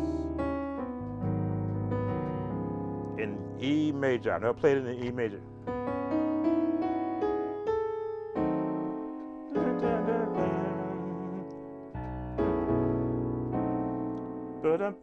This I want this reason why I sing chords.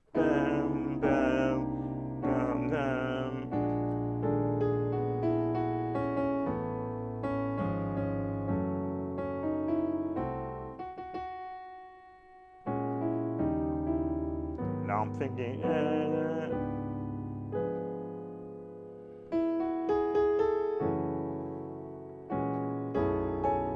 Now I see the scales. Won't complain. C, D, E.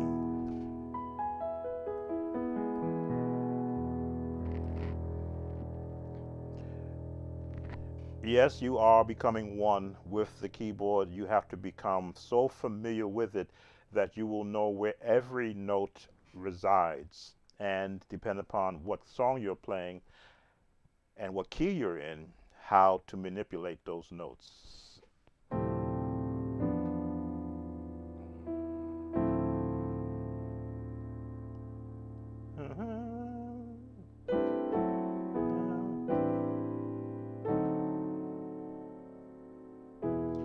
Oh yeah, and E minor is the same scale as G major. So if you can play in G major, you've got the chords to E minor. Same notes, just where you start. So when you hear angels watching over me, angels watching over me.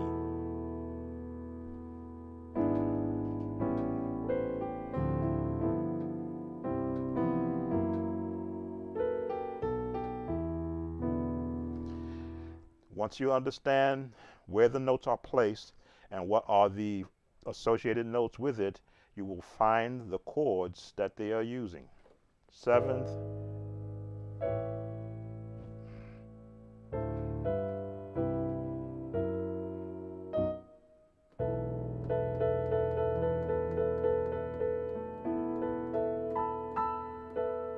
nothing is hidden once you understand the nature of a scale and which ones are being. Now, the jazz scales are totally different. I've got books that teach me all the jazz scales. I don't even look at them because I don't have a reason to.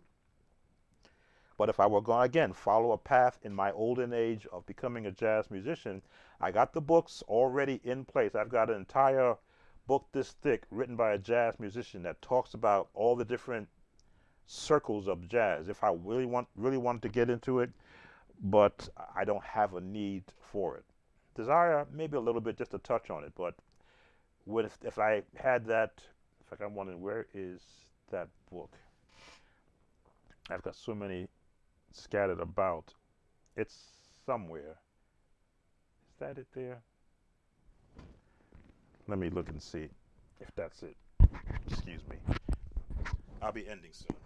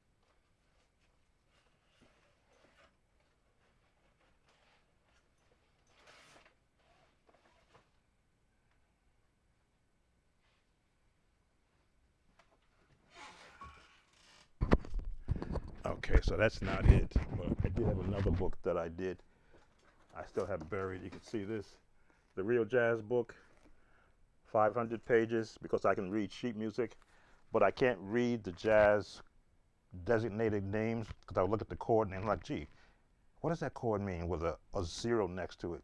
I'm learning that the zero means either minor or major chord. I said, oh, that's what that means. But I invested in a book of 500 real jazz book so that I could look at, let's see, Giant Steps should be in here. Again, I'm constantly learning.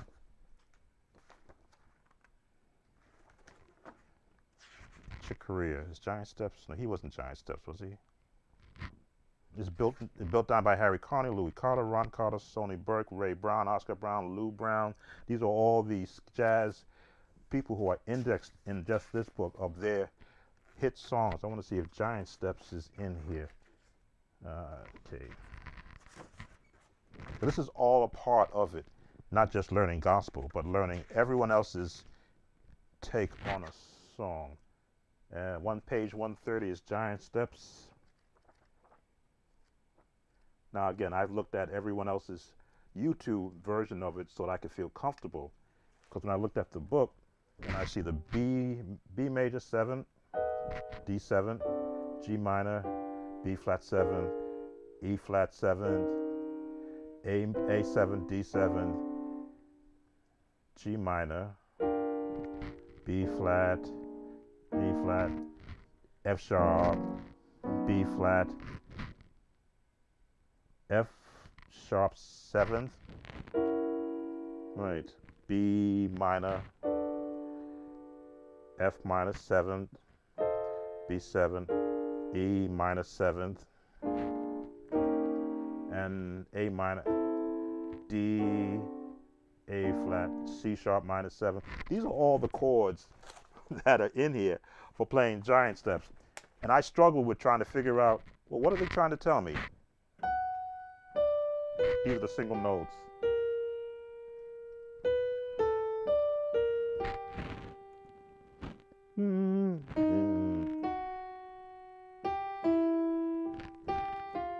5 1 2 5 2 2 5 1 2 2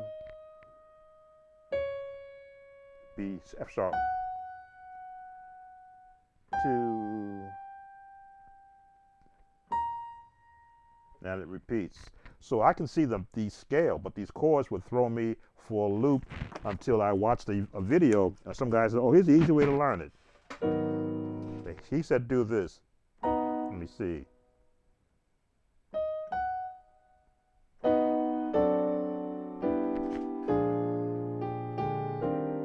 This one I knew. This one I didn't know. This one always threw me. The rest I knew. 2 5 1 2 5 1 2 5 1 1 2 5 1, and then 2 5.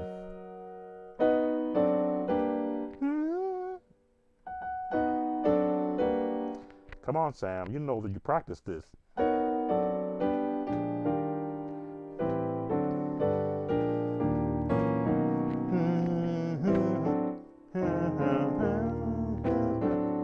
Muscle memory is now taking over.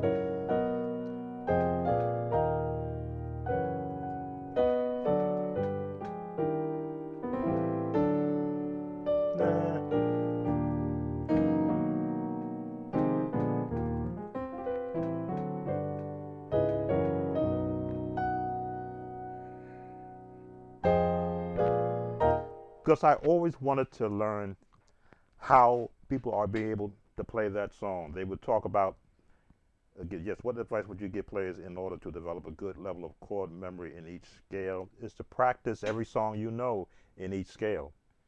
Every song. Doesn't have to be a hard song. You could take a song like Praise the Name of Jesus. Praise the name of Jesus. He's my rock, he's my fortress, he's my deliverer, in him do I trust. Praise the name of Jesus. Go up a half a step. Praise the name of Jesus. But not just the melody, but the chords.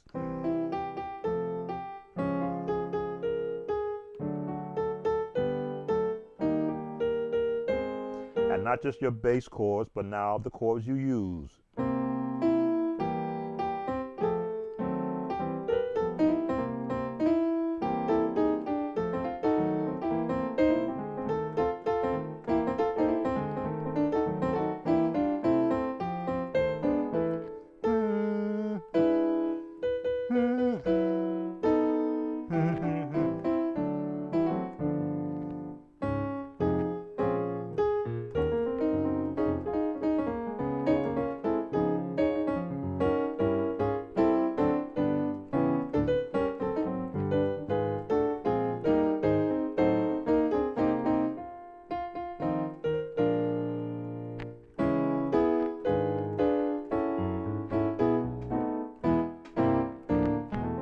And just begin to get yourself comfortable with hearing your favorite chords, number one, the chords that you are best known for in all the songs that you play, and then go through every key chromatically.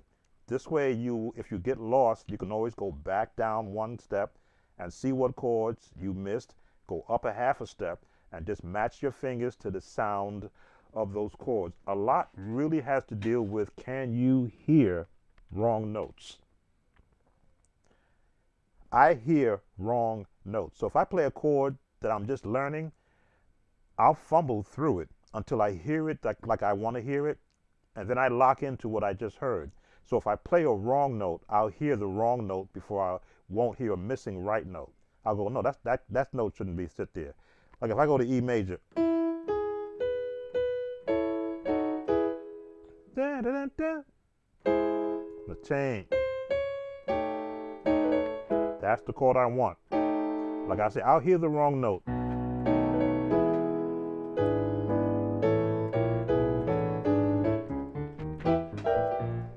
Dum, dum, dum.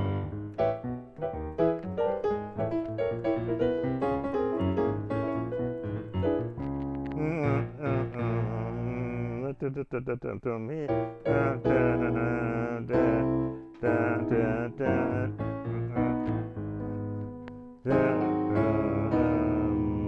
there it is. I'll hear the wrong bass note. I'll hear the wrong chord because I've practiced and my ears are tuned to hearing a certain chord no matter what key I'm in. So generally, if I get it wrong in an off key, it's because I don't practice that particular song in that key. But I look to hear the right notes.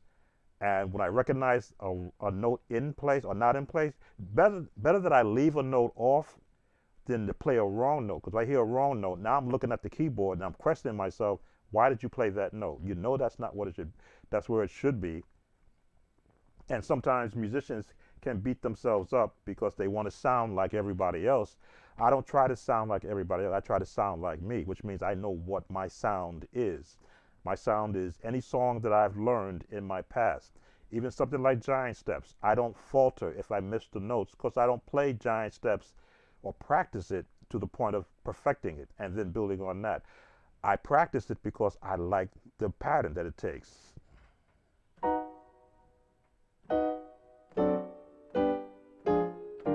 Wrong note. I know it's going to be in the G.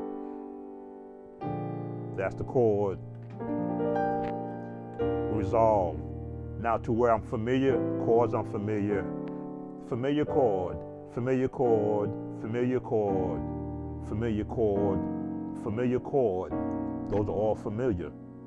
So the first time down was a path that I'm not normally taking. But when I get to the familiar chords, now I can drop into the familiar chords, which is the 2-5-1. I use these chords. That's not the chord, but I'm now adjusting. 2-5-1, 2-5-1, 2-5-1, 2-5-1, 2-5, and back to.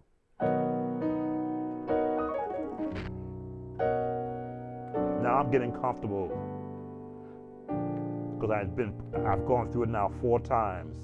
I know where I'm going. I know where I'm going now.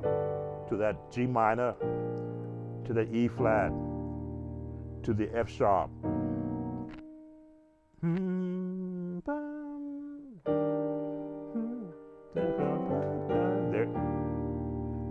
There it is, the F sharp, the B major, but this chord in B major, which is where I started. Then back to E flat, to G major, to F sharp, or to B major, to back to E flat, and to resolve, to go back to where it started.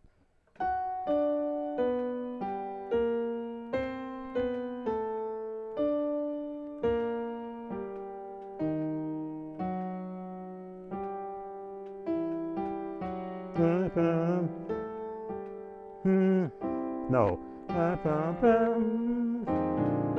Now, and top note must be there, because that lets you know when you're in the wrong key.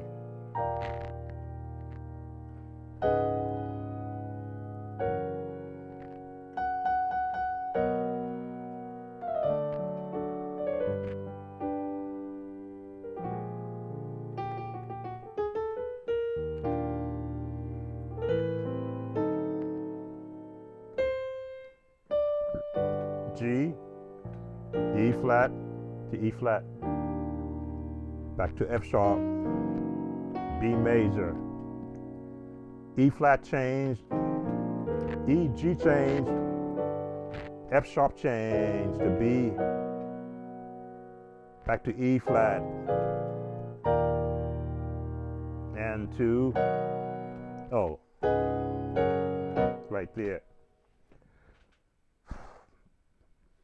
1/4 of your life will be gone if that's the direction musically, and I've been here a while. How long have I been on? Over 2 hours. 1/4 of your life musically will be gone. Just to go through 4 or 5 pages in this book, I would lose a lot of time. But if I were ever going to play on a cruise ship, you best believe I'm learning what's in this. I've often thought of doing a cruise ship, doing gospel and jazz. I would have to have a better hand on jazz than I would have on gospel. People on a cruise ship may not know, Jesus, I'll never forget what you've done for me, but they will know.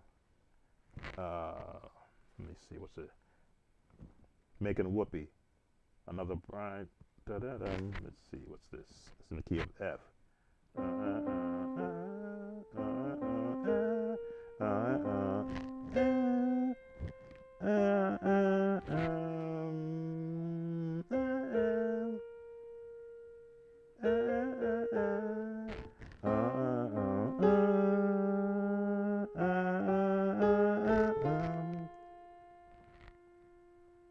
Yeah, the melody was already striking me, so now I'm hearing the chords.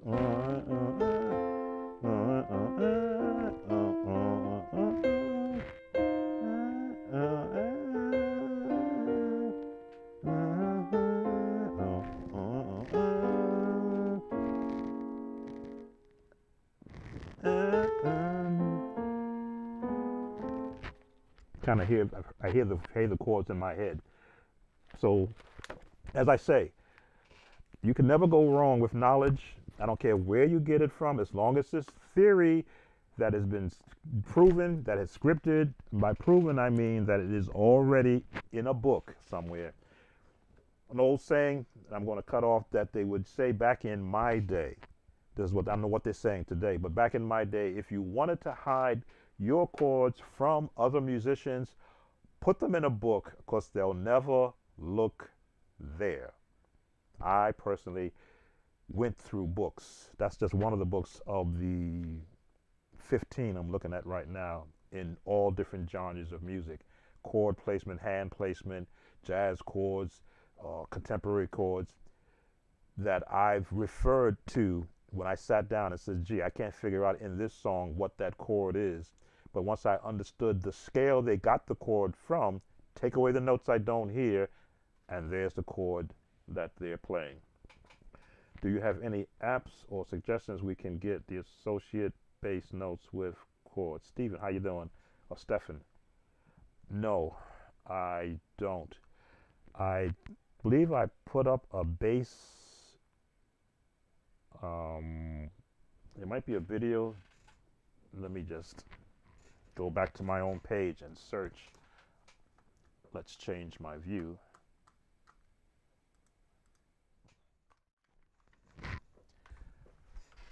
I believe I have posted on the channel some tips about playing bass. I'm going to search it now. Just search under the word bass under my channel, and 10 videos show up. Rhythm and bass practice, rhythm and bass chords, rhythm and bass vibes for greatest thy faithfulness, playing left hand bass. These are all that I did a search on my channel with just the word bass, which is how you should be searching for songs on my channel, because I may have a breakdown of a song that you're requesting. How to practice fun scales around bass. Okay, I did God is my everything. Yes, there is a bass practice session. Wow, I put that one up. That's an old keyboard. 2008. Wow, just started on YouTube in 2006. 5,000 views too, 5,700 views.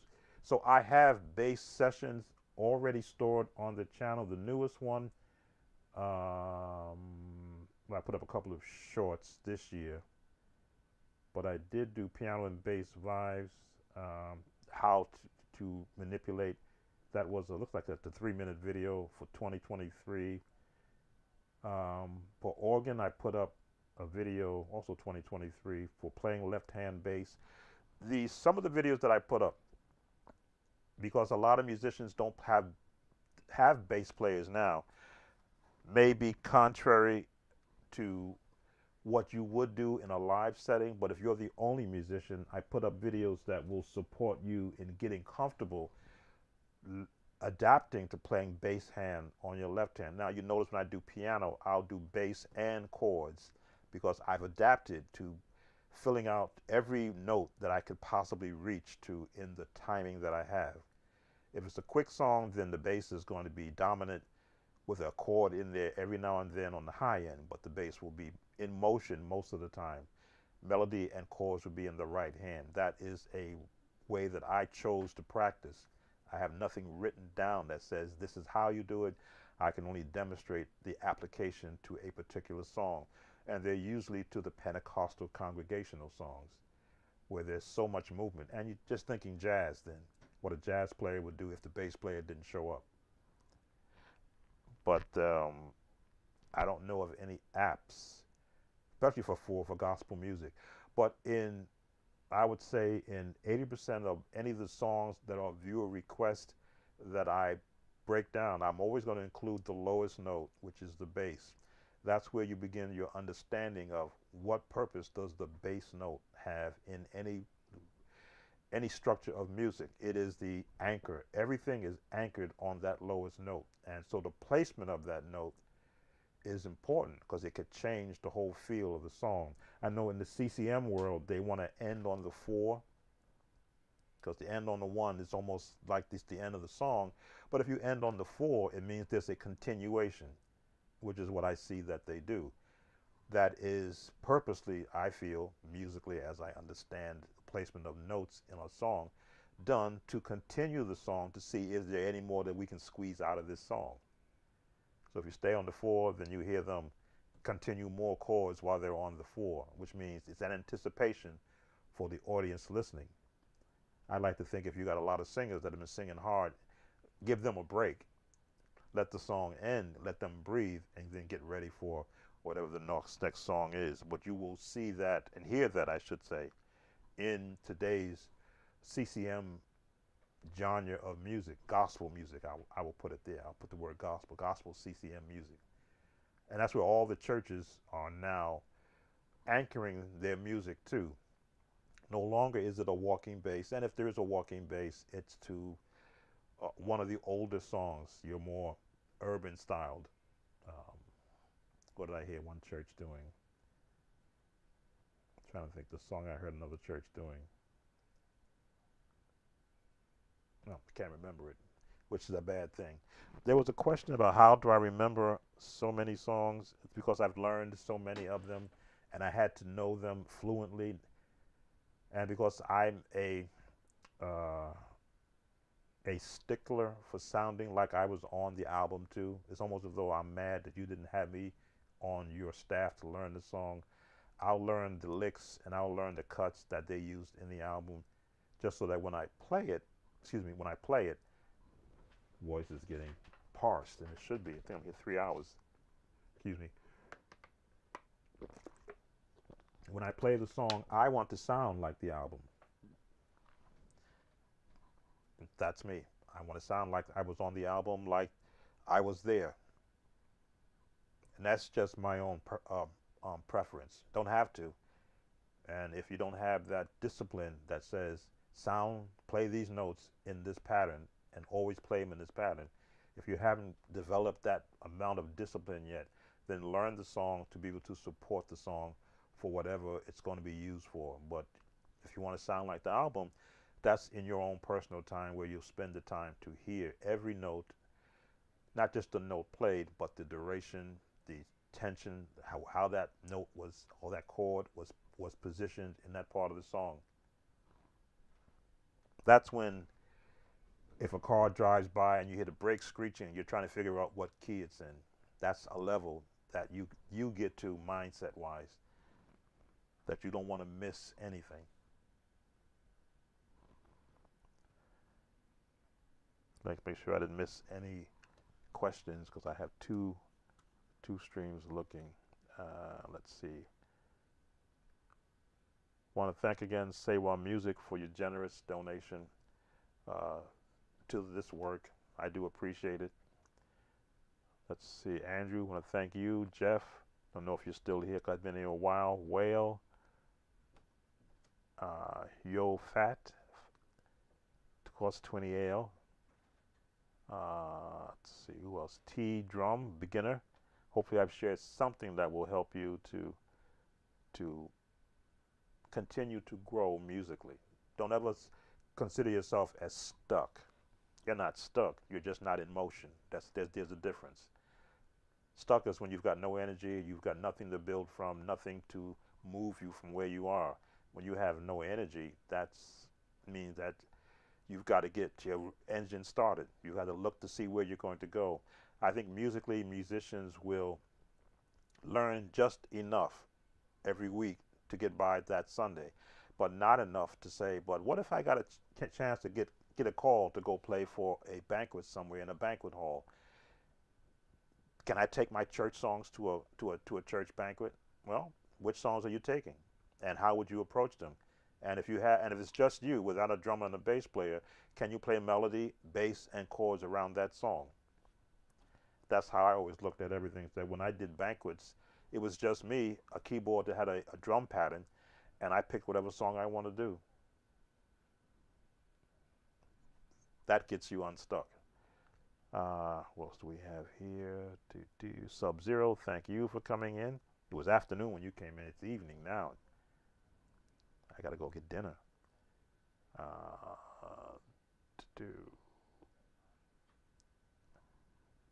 I'm straight church and that's me. This is T drums. I'm in there every Sunday playing drums. What desire? Oh yes, okay. You're going to see a lot of my um, videos of this year, which is to assist musicians who are transitioning from drums to keyboard. I have a whole series of that also. If you just do a search for my 2023 videos and just search through them in the playlist, you will see that I actually speak to musicians who are coming from drums and going to the keyboard, which is a progression. I guess I was kind of in that progression. My father had 4 boys, so he wanted us to all play in the church, but everybody couldn't play the piano, so they didn't spend any time with me. Put me on drums first. I didn't like it. Put me on a bass guitar. It was a cheap bass, as far as I was concerned. I didn't like that because I heard notes. I, again, learned the bass fingering and the actual scale notes for tuning it. But as far as sitting there and strumming on 6/3 on 3 keys on 4 strings, that wasn't me. My other brother went to the bass. I wanted to do piano. A lot of things happened, and I got involved in school band, and the rest is where I am right now, where they taught me music, and I just took those practice exercises as a band member and went to the keyboard, and again struggled with figuring out what note do you use to play a scale, or what finger do you use to play a scale. Till time went by and I was able to afford a music book, and I said, oh, look at this, I'm doing it all wrong. And all of a sudden from there, everything took off. Then I began to invest in chord books. So I wanted to know, if I'm playing this chord, am I fingering it correctly? What does it sound like? When I would look in a book and they would say a C7, I go, what does that mean? Bought the books, bought the chord books. Oh, that's a C, and that's what it sounds like. And there's the difference between a C major 7th and a C7th. Then every song I heard that was using either one of those two, I knew exactly what chord they were playing. And as I say, the momentum for learning continued to grow as I got theory, practical theory, the book theory underneath me. Let's see, Tri Stone, thank you for coming in. If you're still here, Louis P. Braxton, so awesome. I caught one of your lives. You are dropping so much gems here. Oh, no problem. James Wilson, thank you for coming in. Pianist, yeah, believe it or not, I'm a Hammond organ musician. That is my instrument of choice, the Hammond organ. Piano became secondary when I began to play for a church. There was an organist, 3 organists already. So, sorry for my shirt. There were 3 organists already, but none of them wanted to play the piano, and it was a Steinway. That's why I love the piano sound. A Steinway piano, and nobody wanted to play it. Why? Because the organ is considered the lead instrument. Why play a piano when there's a Hammond organ there? But I was a Hammond organist. That's where I cut my teeth in all my chords. If you've ever seen any of my organ videos, even though I've got a simulated organ, I play it like it's a real Hammond. I even added simulated drawbars now. I can move the drawbars on it. But all my chords are really from the organ, and I just use them I hone them on the piano, and then I transfer them to the organ along with other chords. But yes, piano is my, when I want to play, it's on the piano. But when I want to really play, it's on the organ. Who else do we have here? I want to miss anyone. I want to thank those who have come in. Stephen, and Benji, and Gims. I'm sure I can pronounce these names correctly. This seems like years of practicing. Yes, it is. As I say, you're going to lose a quarter of your life. What advice do you give to players in order to develop a good level of chord memory in each scale? Well, that's playing the chords in every key. And of course, knowing that they exist. I should still have that up here. Let's see if that's still here. Okay. This is every chord. Let's see if I can change this. Yeah. Thanks to Piano Note for making this available. You're wondering where I get all my chords from? This is a cheat sheet that I found on Instagram, placed there by Piano Note. Because when I saw this, I said I need to do a lesson on this, because these are all the chords that you are hearing me play. These are them. If I just go to this point right here, these are all those chords in every key. When I talk about a -6 chord, that's where they are.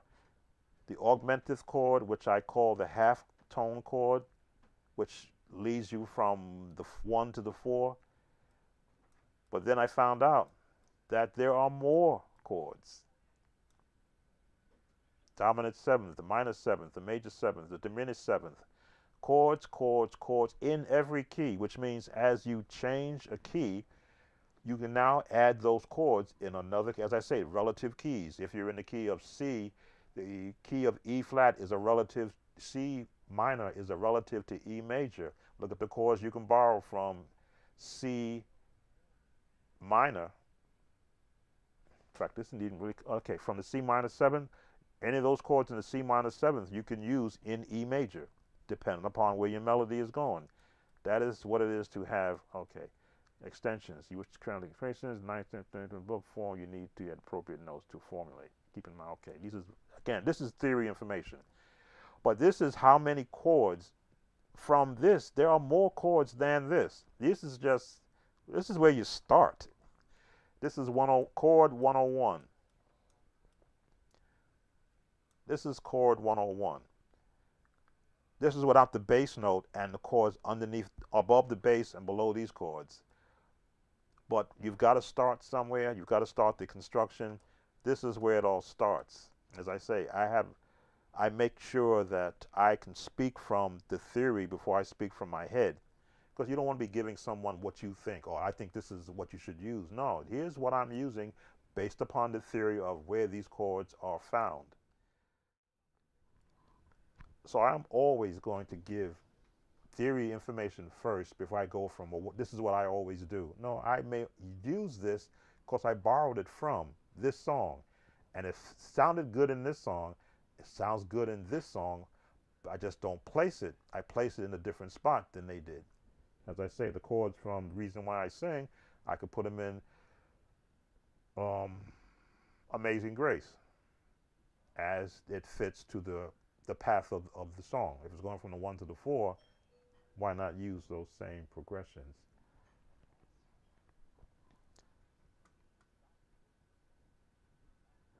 So the more information, relative and theory information that you can absorb and practice, you add it to what you currently know. You don't throw away what you've been doing. As I said, when I was playing, I was getting the chords out, but the wrong fingering. Once I got the right fingering, the chords didn't just disappear, but they became easier to play, and I was able to add to them because now the fingering matched. I wasn't using the thumb in the wrong place, but I used another finger, and now the thumb could reach another chord and extend it out to another chord. Same chord, but now easier way to attack it. And of course, you learn the touch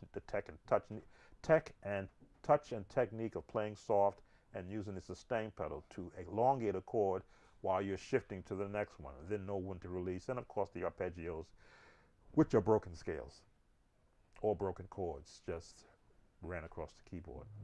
And as I often say, if I talk too much, I won't stop. Thank you all. I believe I've recognized everyone that came in, and of course, the contribution from Sword Music TV. Thank you for your contribution again. Somebody would say if you say thank you, that leaves room to say thank you again. So I thank you for your support of my work here in the YouTube space. Those who are watching on my Facebook page, you have witnessed another live. You've had 3 lives, I think, on my Facebook page that YouTube did not get a piece of. I may go to, I think I did download the last Facebook live. I went over the song, the organ version for I Just Want to Praise You, the organ part exactly. And because I was able to play the video there, although I did get a notification from Facebook that they heard the actual music being played, and so they blocked some of the music. They don't give me copyright notifications on Facebook. But I thought I should cut up that video that I did there showing the organ parts without the music so I can also share it with the YouTube membership. I have the video. I just got to figure out when I cut it up how choppy is it going to look if I cut it up. But some great chords, because I cover the actual chords, and you actually see me finding some of the chords which I never played from the song because the organist is doing totally something different. Chords which I'm like, why? Why would they put that? That's why they put that chord for the organist. He's the only one that had those chords. And that's when you can have the ability to hear a separate instrument in the midst of so much music going on. That, again, is another art that, depending upon how badly you want to be able to play something, like the way you hear it, that you want to get to. I think I smell dinner being cooked, so I'm going to relinquish everyone to be able to go and enjoy the rest of their evening. For those who will be watching this on the replay, hopefully I didn't keep you too long, but I always try to give you content information that you will perhaps watch it while you're doing housework or chores around, and picking up some good music tips along with some pertinent information. Again, thank you all. Sam Tolbert, Sound of Joy Music Services. As always, make a joyful noise unto the Lord. Take care and see you on the next live. Bye.